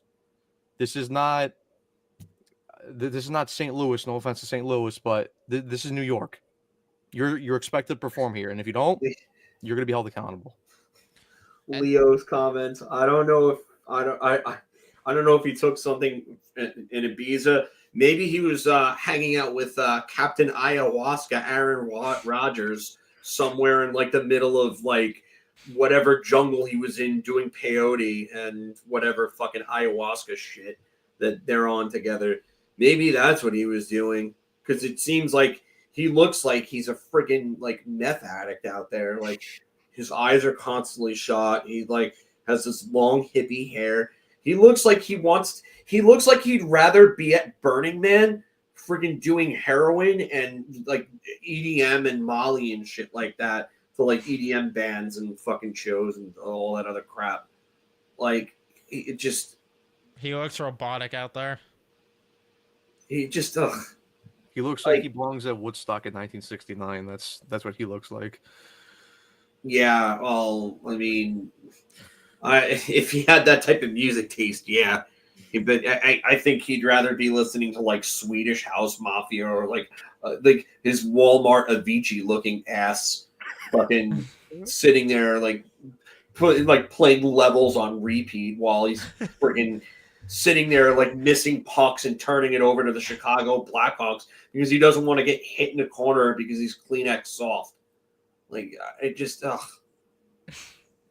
And the other thing with the Florida thing too, just to go back to that point, and there's just so much in the playoffs too that you can look back and say these should have been warning signs. The fact that they almost got reverse swept against Carolina is one thing, but yeah, like you said too, with the 6-game series, that was not a 6-game series. Like Bobrovsky also had shit running down his pants that other game they won. Everyone's favorite goalie to point at and say he's making $10 million, so pay Igor the money. Fucking revisionist history. I hate it. I really do. I really hate it. Like he's just like Bobrovsky, he's elite. He won them a cup. Yeah, that's why he had to have Alex Lyon get them to the playoffs in 2023. And then he almost shit the bed against Edmonton 3 games in a row and allowed them to get to a game 7. Like, really? And you want to tell me that he's the reason they won? Okay. Yeah, it had nothing to do with Barkov doing the job on Zibanejad and Kreider. It had nothing to do with Forsling or Reinhardt or Verhaeghe or any of those guys. That's why Carter Verhaeghe has a legitimate chance at breaking the OT playoff goal record. He's at 5 already, and it's 8. And he's going to continue to get back to the playoffs because he plays on a team that actually plays with a fucking pair of balls. No, Phil. The 908 save percentage 906 actually that Bobrovsky had. Why they won? 906 save percentage. 906 save percentage. That's exactly why they won. Yeah, he must have been hanging out and taking pointers from freaking Darcy Kemper on how to have a great save percentage in the Stanley Cup Finals because he was that close to bordering under the hockey's Mendoza line. But even like with that point in Florida, like people don't look at context. People don't look at how that team was built. Look how many reclamation projects, like Evan, you mentioned this before, and even Mike Bartner posted it. Like, look at how many reclamation projects they hit on that roster. I know exactly where you're going with this, and I'll give you 3 players that made a combined just under $14 million for them and put up fucking top end numbers. And you could probably guess who I'm going to go with. Well, it was Verhaeghe, Reinhardt, and Bennett, right? Forsling. Not Bennett. Forsling. It's Forsling, Verhaeghe, and Reinhardt. But you could add Bennett and Rodriguez to that list because those two played above their contract levels too. Yeah, well, yeah, I mean that's true. But I mean, really, the big ones, really, those guys played like at an elite level. Yeah, like well above their pay. Yeah, I get where you're going with that. Where did Forsling, I think, finish like 10th in Norris voting last year, which was like crazy because nobody was talking about him, and then all of a sudden he gets like all these Norris votes. Like you're like, what? 9th. Yeah. Sorry, 9th. And they say that the voting has nothing to do with the playoffs. Calling nonsense. Calling absolute nonsense on that. But even like reclamation points aside, like again, you hit on an elite 1C Selke winner in Alexander Barkov, which not every team does. That's just good drafting and good development. And then again, they made that franchise-altering move. They made the big balls move by trading Huberdeau and Weegar for Matt Tkachuk. And it's like, how can I sit here and say, like, because the Rangers were afraid to move Capo Caco in a potential Jay Gensel deal. Like that's the difference. Florida made so much more of a ballsy big swing because they just came off a President's Trophy. Yeah, I was about to say, what they do the year before? Yeah, won the President's Trophy. And they had so many good offensive numbers put up that year. And Bill Zito decided, you know what? We're not going to win this way. Tampa just smoked us in the second round. They swept them. We got to make a change philosophically. They made that back-to-back Cup Finals appearances and a Stanley Cup championship. Sometimes you can't be afraid to make that big swing. And so far, this is what this franchise especially in this regime, has done. They've been afraid to take that big swing on guys. Yeah, like the Gabrick trade, exactly. I just like I wanted Gensel. Yeah, it's just how were they going to fit him? Like it Well, not specifically for this year, but that's why I was so pissed last year. Why they didn't go all out for him is and I've said this is because one, you don't know if you're ever going to get back to that point again in terms of where they were in the yeah, standings, and agreed. they're not. And then two, there's no guarantee that same caliber of player is going to be available next deadline. You're right. And aside from Brad Marchand, which if the Bruins turn it around, the Bruins will not be trading off Brad Marchand. A lot of the guys available at the trade deadline this year on expiring contracts, they're not great. And they're certainly not at the level of Jake Gensel. Do you even want Marchand at this point with the way that he looks? I mean, it's obvious that those surgeries have really affected him, plus his age. He's breaking down now. Yeah. He's not That's a the safe other player. thing. He's starting to become. I know what you mean, yeah. But you know that just adds to your point, though. Like your best options are damaged goods at this point, and I mean, not that it matters because they're not going to be back in that position again, which is why it's even more moronic that they didn't go all out. And I wish Drury had some sort of pair of balls too last year to say, I don't give a fuck that you wear the captaincy, Trouba. We're going to put you on LTIR and we're going to make moves because we're in the best position we've ever been in to win. We're going to be aggressive. And instead, they didn't do it. And they let Jacob Trouba get his way. They let him come back late March just to play, 10 to 15 regular season games that literally meant nothing, and they played worse when he came back. Just disgraceful. But you know what? I'm absolutely with you on that, and that's on Drury, the coaching staff, and the front office for not stepping in and being like, "Hey, this is what's going to happen. You're going to deal with it." And when you're fully healthy, you'll come back, and we'll be able to go make more moves. And they should have taken advantage of that. And they didn't, and you're definitely right about that. It's that I mean, the lack of leadership from the front office too is scary. Like, how do you let the inmates run the asylum like this? Like, it's terrible. I don't understand how this team, this front office can't corral their own players. Like, it's not even the first time Trouba did something like that. He started off the year 2023 hurt, and he didn't want to freaking come out, and he played through that. And I mean, his play got a little better as the year went on, but it was like there's a marginal difference. Like you're not good, you're playing hurt, and you're hurting the team by doing so. And he did it 2 years in a row, and I'm almost like PTSD level of like, don't pick a captain for a very long time because this team cannot. I don't care what the players say at this point. Players have no fucking clue of what they're talking about. That's what's annoying me. I still there was someone in my Twitter mentions yesterday that I didn't even bother going back and forth with because there was just no changing his mind, and he's just like, well, you act like you're in the locker room. And I'm like, well, judging from the outside looking in, if they chose that guy to be their captain, that speaks volumes about how fucking soft they are. So I don't need to be in the locker room.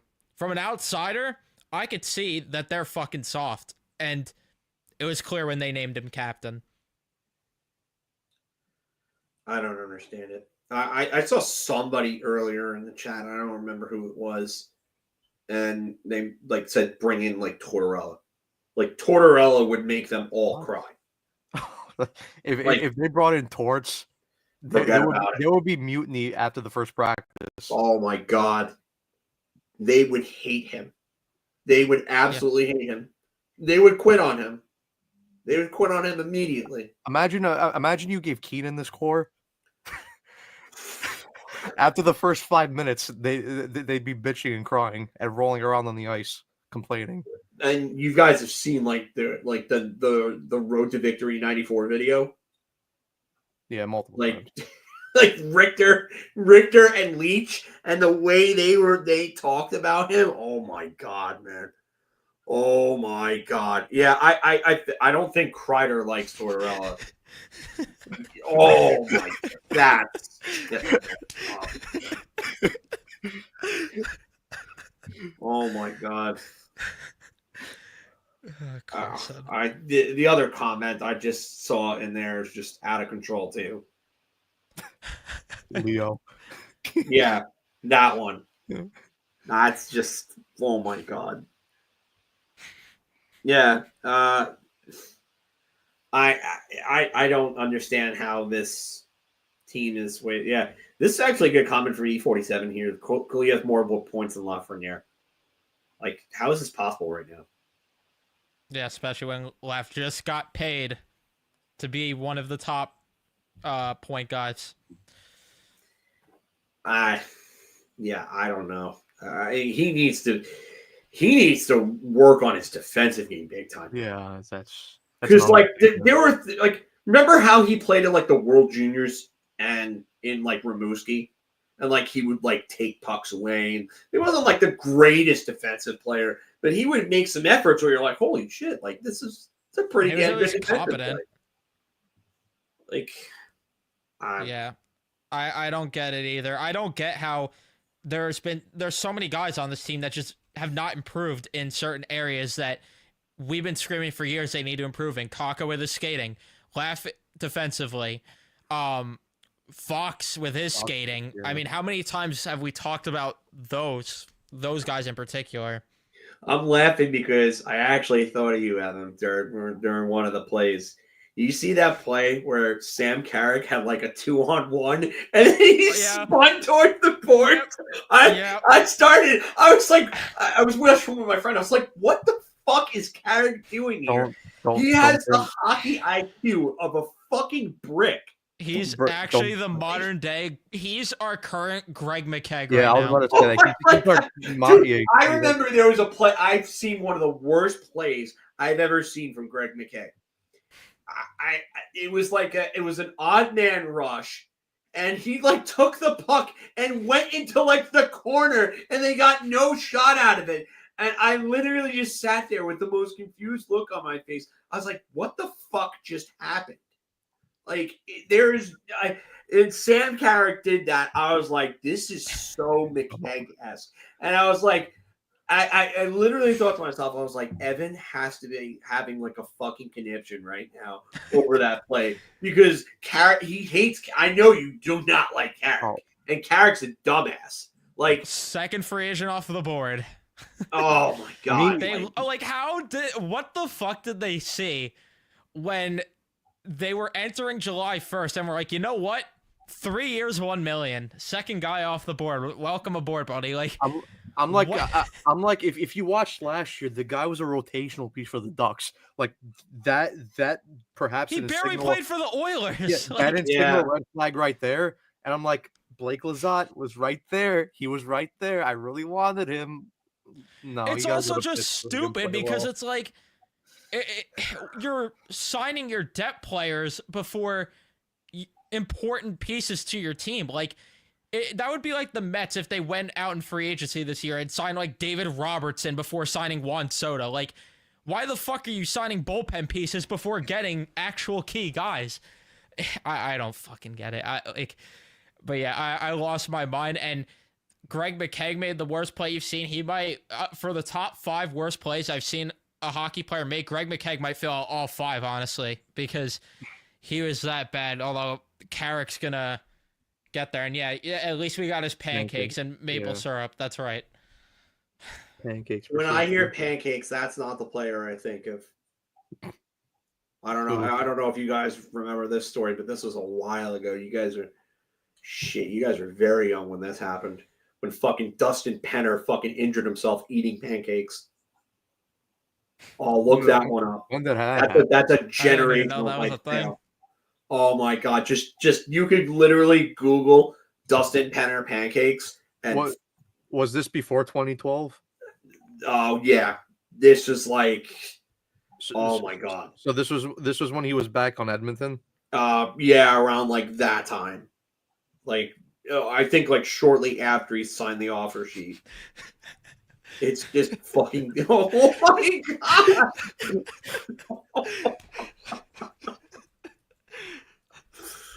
Oh shit!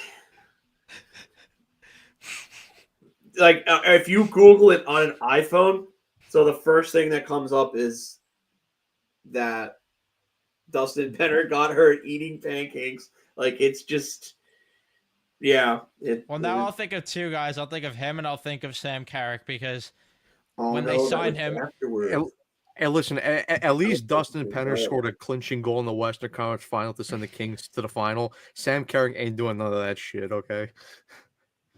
Yeah, Sam Carrick is not doing this that. this is true. Yeah, that's bad. This is true. He got chased by a wild boar. You Yeah. never heard that story? Oh my god, that's great. He was out in his ranch and he had like traps outside and one of them caught a wild boar and he was trying to let the boar free and the boar started chasing him and he fell in a hole and I think what was he tore both his Achilles or ACLs Something like or that, yeah. quads, whatever the fuck it was.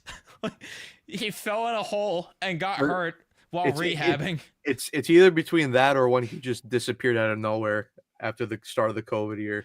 Oh my god, yeah, I'll never forget the headline from it was like Steve Gelbs. I just see, yeah, Yoenis Cespedes is missing. I'm like, what the fuck do you mean he's missing?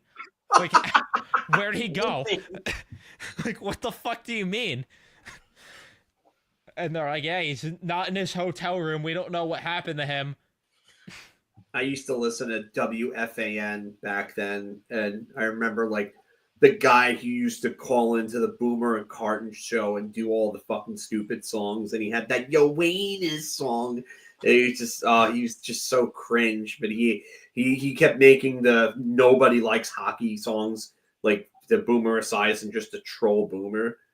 But like I remember him making all those songs for Yoenis Cespedes, and it was just like that just made me think the Sam Carrick play is not what pissed me off the most tonight. The thing that pissed me off tonight was the fucking commercial of the guy playing the guitar. That made me lose my mind more than anything tonight. That made me lose my mind the most tonight. He's so cringy with that. That and the amount of whistles tonight. Like right being Ranger fan. It's a power play goal. Shut up, Nick. Like, please shut up. Like, oh god, he was just. I hate that commercial. Like, so my buddy I watch with, like, every time that commercial comes on, he knows I hate it, so he immediately mutes the freaking channel. Immediate mute. Yeah, Nick really hates that one also, and it's so bad. You know what? He seems like a halfway decent guy on Twitter. Like I don't follow him. I come across him sometimes, but I'm like, it's so bad. And I see people like troll him about it sometimes in the comments, and they're just like, yeah, more cringe guitar songs, dude. I'm like, oh fuck, man. I don't understand how like anyone thought that was like a good idea. Yeah, I don't know how you decide to let MSG air that. I would. No way. MSG's commercials were gold back from 2012 to 2017 when they actually had the players in them. Yeah, those are funny. Some of those. Ever since then, it's called downhill. I miss Bobby Granger commercials. Those ones are. You guys are really, really young for those ones. Now I'm watching Cadillac air the same commercial 50 times a game and fans showing off their fucking caves and shit and singing songs. I always loved the commercial that it was Hagelin, Zuccarello, and the Broussard, and it's it's Scandinavian like commercial. Yeah, yeah. I always love that one. Swedish meatball. Zuccarello, fucking oh god. Yeah, those were pretty funny. But the Bobby Granger ones were great because it was at a time where like the Rangers were like coming. Which comment? Carson's. Which one? Carson's. Wait. At 10:33, Carson's comment. Oh my god. Oh jeez. That's out of control. That is completely out of control, dude. Oh man.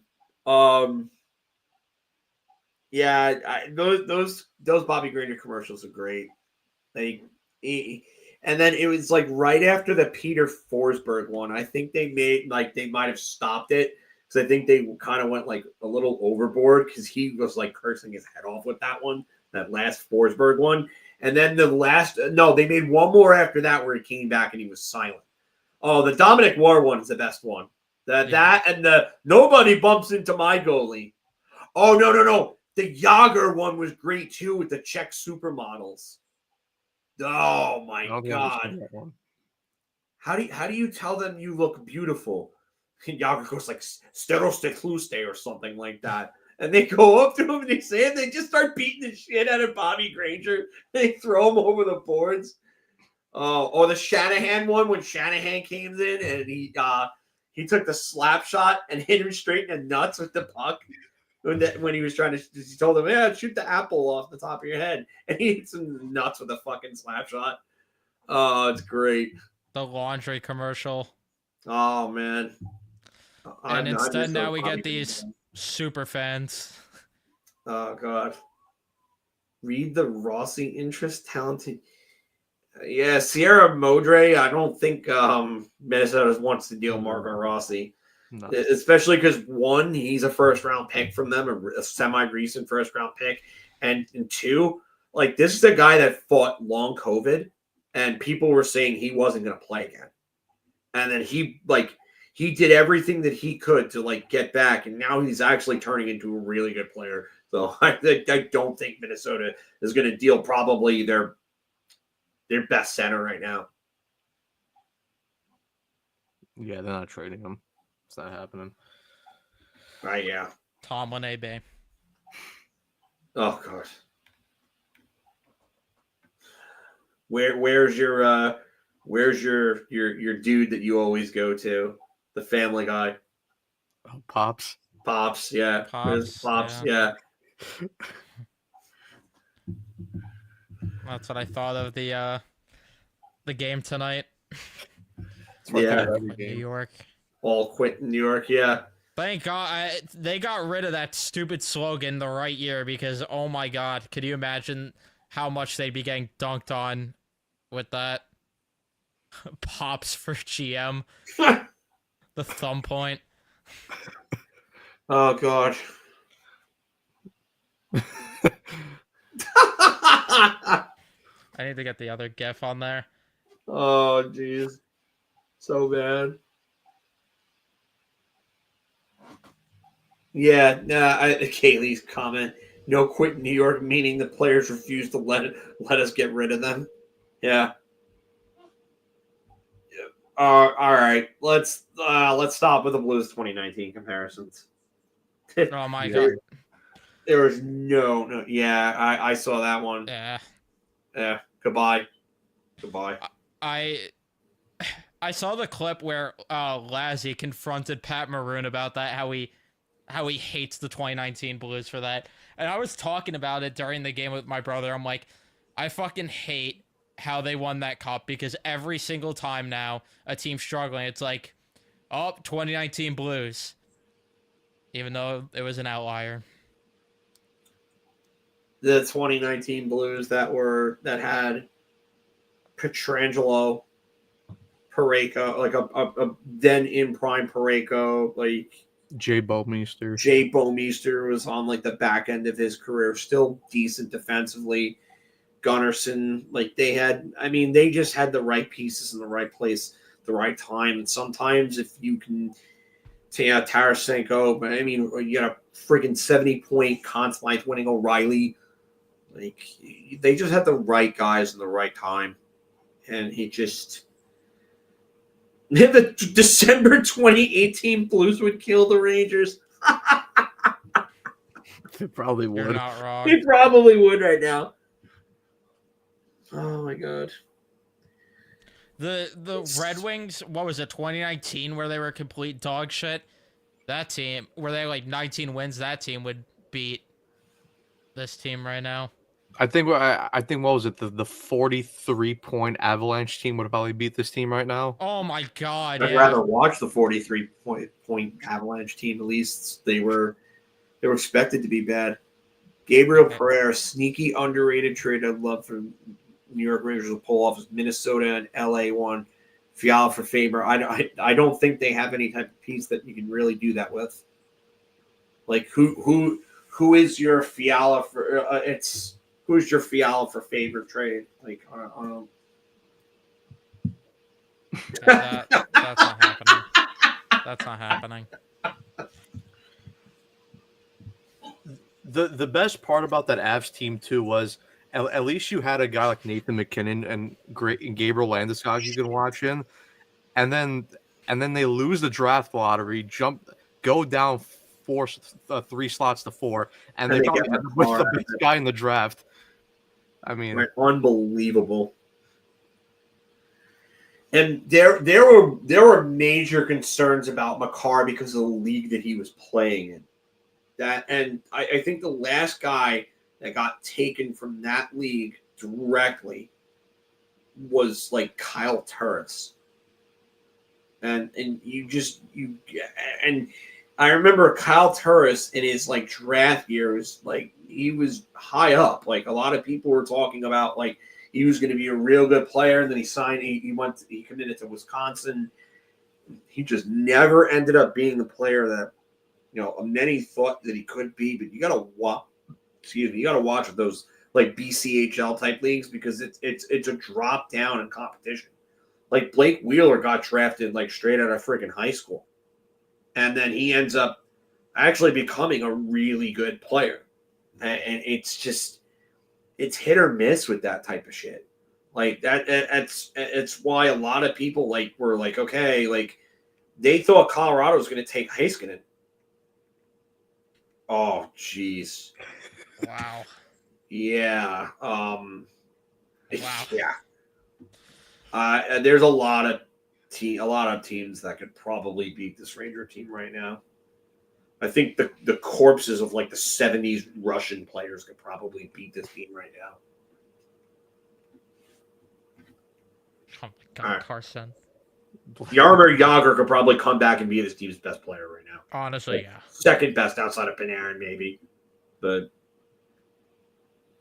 I can tell you right now, Jagr wouldn't stand for this shit. No. He didn't. He was not about this type of shit. Yager's a serial winner. He knew what it takes. He played in the same locker room as Mario Lemieux. He knows what it takes. So when Jagr was playing, that was back when I had like people that I knew that worked high up in MSG, and one of the people that I know said that Jagr would like take the keys to like the practice rink, and you would see him there at like 2-3 o'clock in the morning, just skating around on the ice, doing like drills. The skeletal remains of Rod Gilbert. Oh my God. Oh my God, this is crazy. If Mika had a ukulele, he's a tiny tin children in 2 minutes. Oh my God.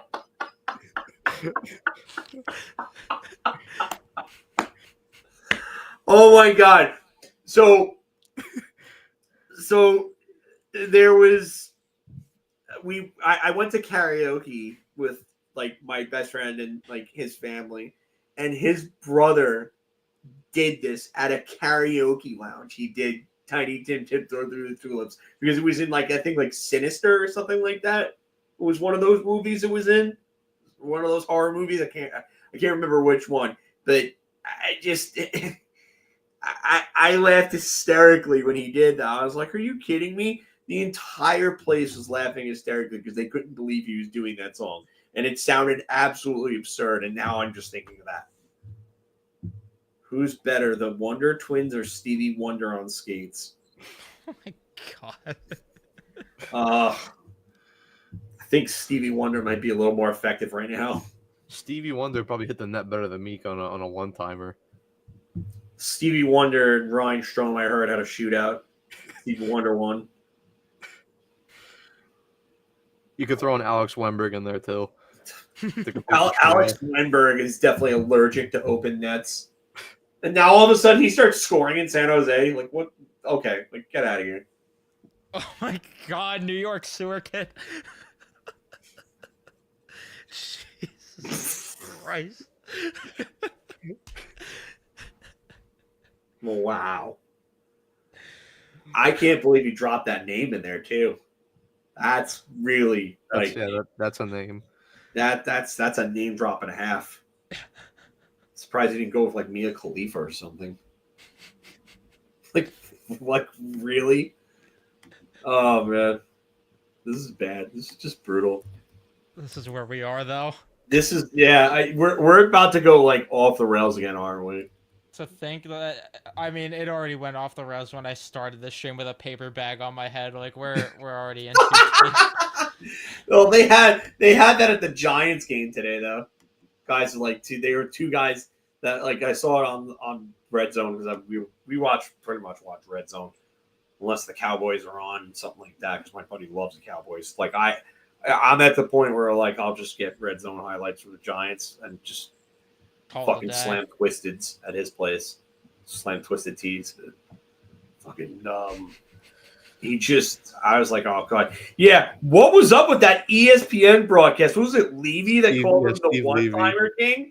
Like, did Alexander Ovechkin like lose both of his legs in a horrible car accident or something? Or I think Ovi should sue him for defamation of character. Yeah, seriously, I would. I didn't even think about this. It's the 100th year next year. Oh my god. Thought about killing myself. Yeah. And now just think of it. These guys play like an absolute sack of shit in Sam Rosen's final season. Like, what's wrong with you? Yeah.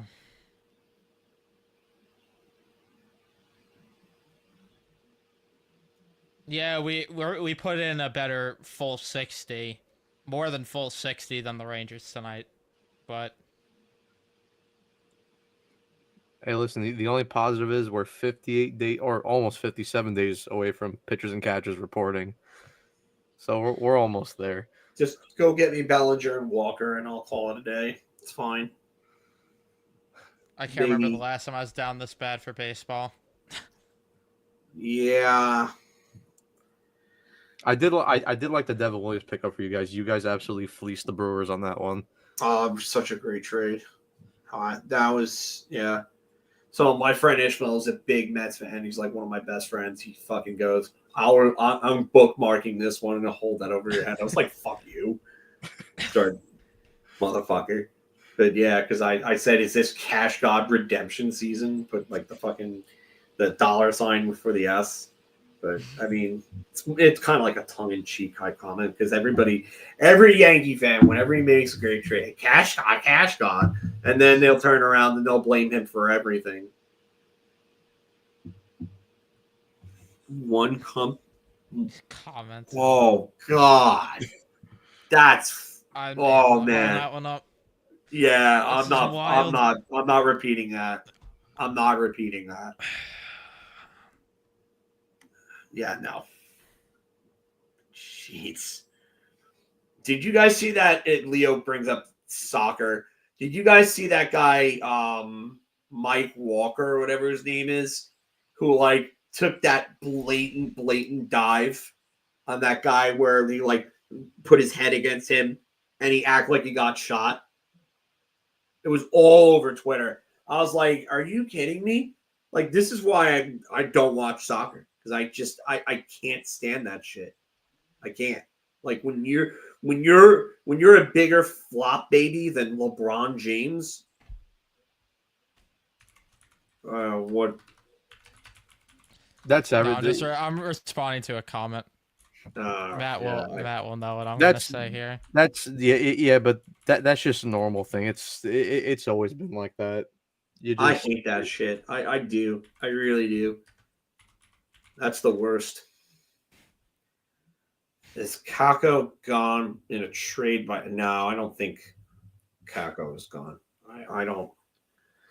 Not tomorrow or anything like that. I don't know. Oh, I'm Yeah, sorry. I think there's a better chance Laviolette's gone by tomorrow than Kako. I'd be surprised if anyone is even gone. Every time I think this is Laviolette's last game, this is it. It never is. I don't even know who they would go with. I mean, the only guy off the top of my head that is available right now is Bruce Boudreaux. But even though what kind of impact is that gonna have? Yeah, I don't know if you're gonna get this from me. I'm beyond the point of raging, Leo. I've come to a point where I'm just numb to this. I don't know what you want me to say that I could scream about at this point. I mean, every single night I'm repeating myself. It's like I'm beyond getting mad. I don't know if this Paul McLean suggestion is a real one because I don't. He hasn't coached in a very long time, the NHL level. Like I don't know where like, and he wasn't even that great of a coach with Ottawa. So, I don't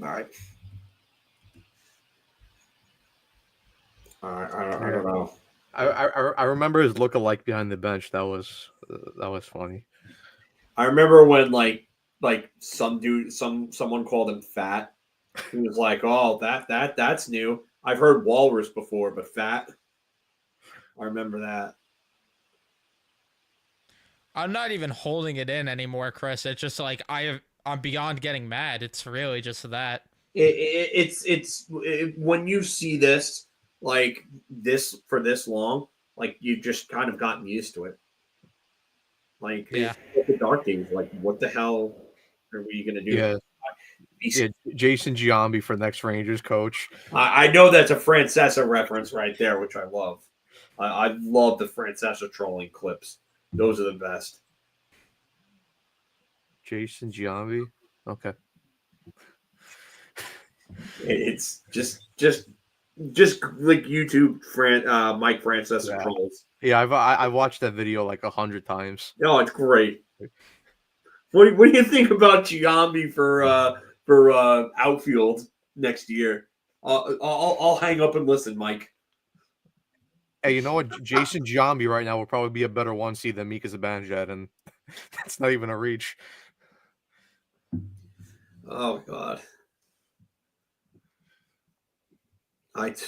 Mika Zibanejad.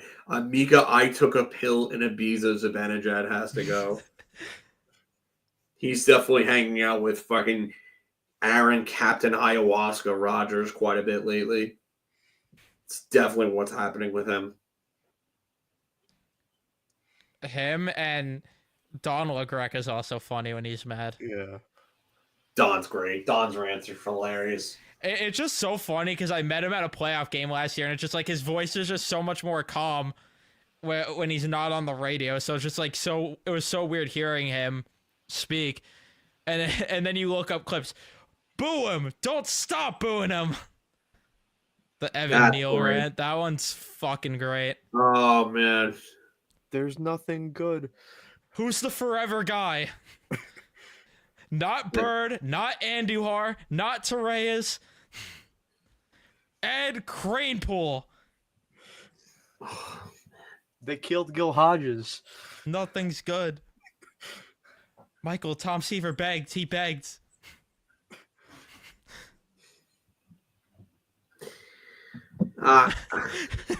Steve Aoki, God. He kind of does actually look a little Yeah, like he him. does. The eyes are a little different, but I mean, yeah, like you definitely get like Stevie Aoki vibes from Mika.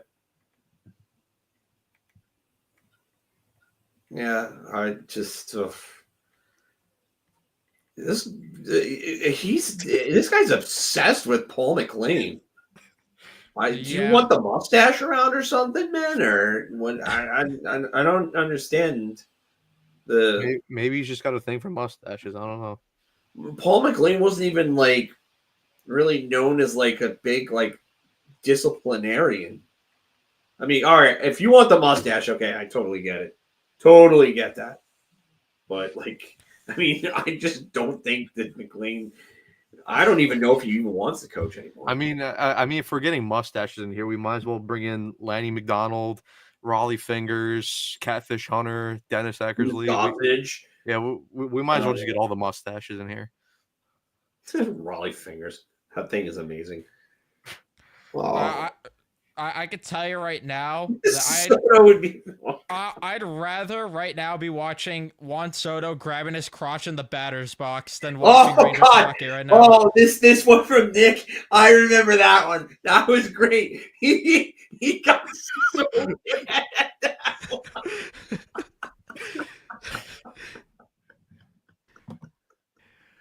I love when they like the videos where they sound clip him and he says something and then he turns around and he says, I would never ever say that. And then they play him saying it right after. Oh man. Oh. I'm gonna have to end the stream now. I'm sorry to cut it off early, everyone, but we went for 2 hours. That's longer than I usually do, but I'm gonna have to cut it off here. So we'll be back after they play Nashville, which surely they could beat the worst team in the league, right? Do you lose to that game? Forget about it. If nothing happens after they lose that game, I don't know if anything is going to happen. There's no way. But yeah, so we'll be live again Tuesday night. Thank you everyone that tuned in and watched, and we'll see you guys in the next one.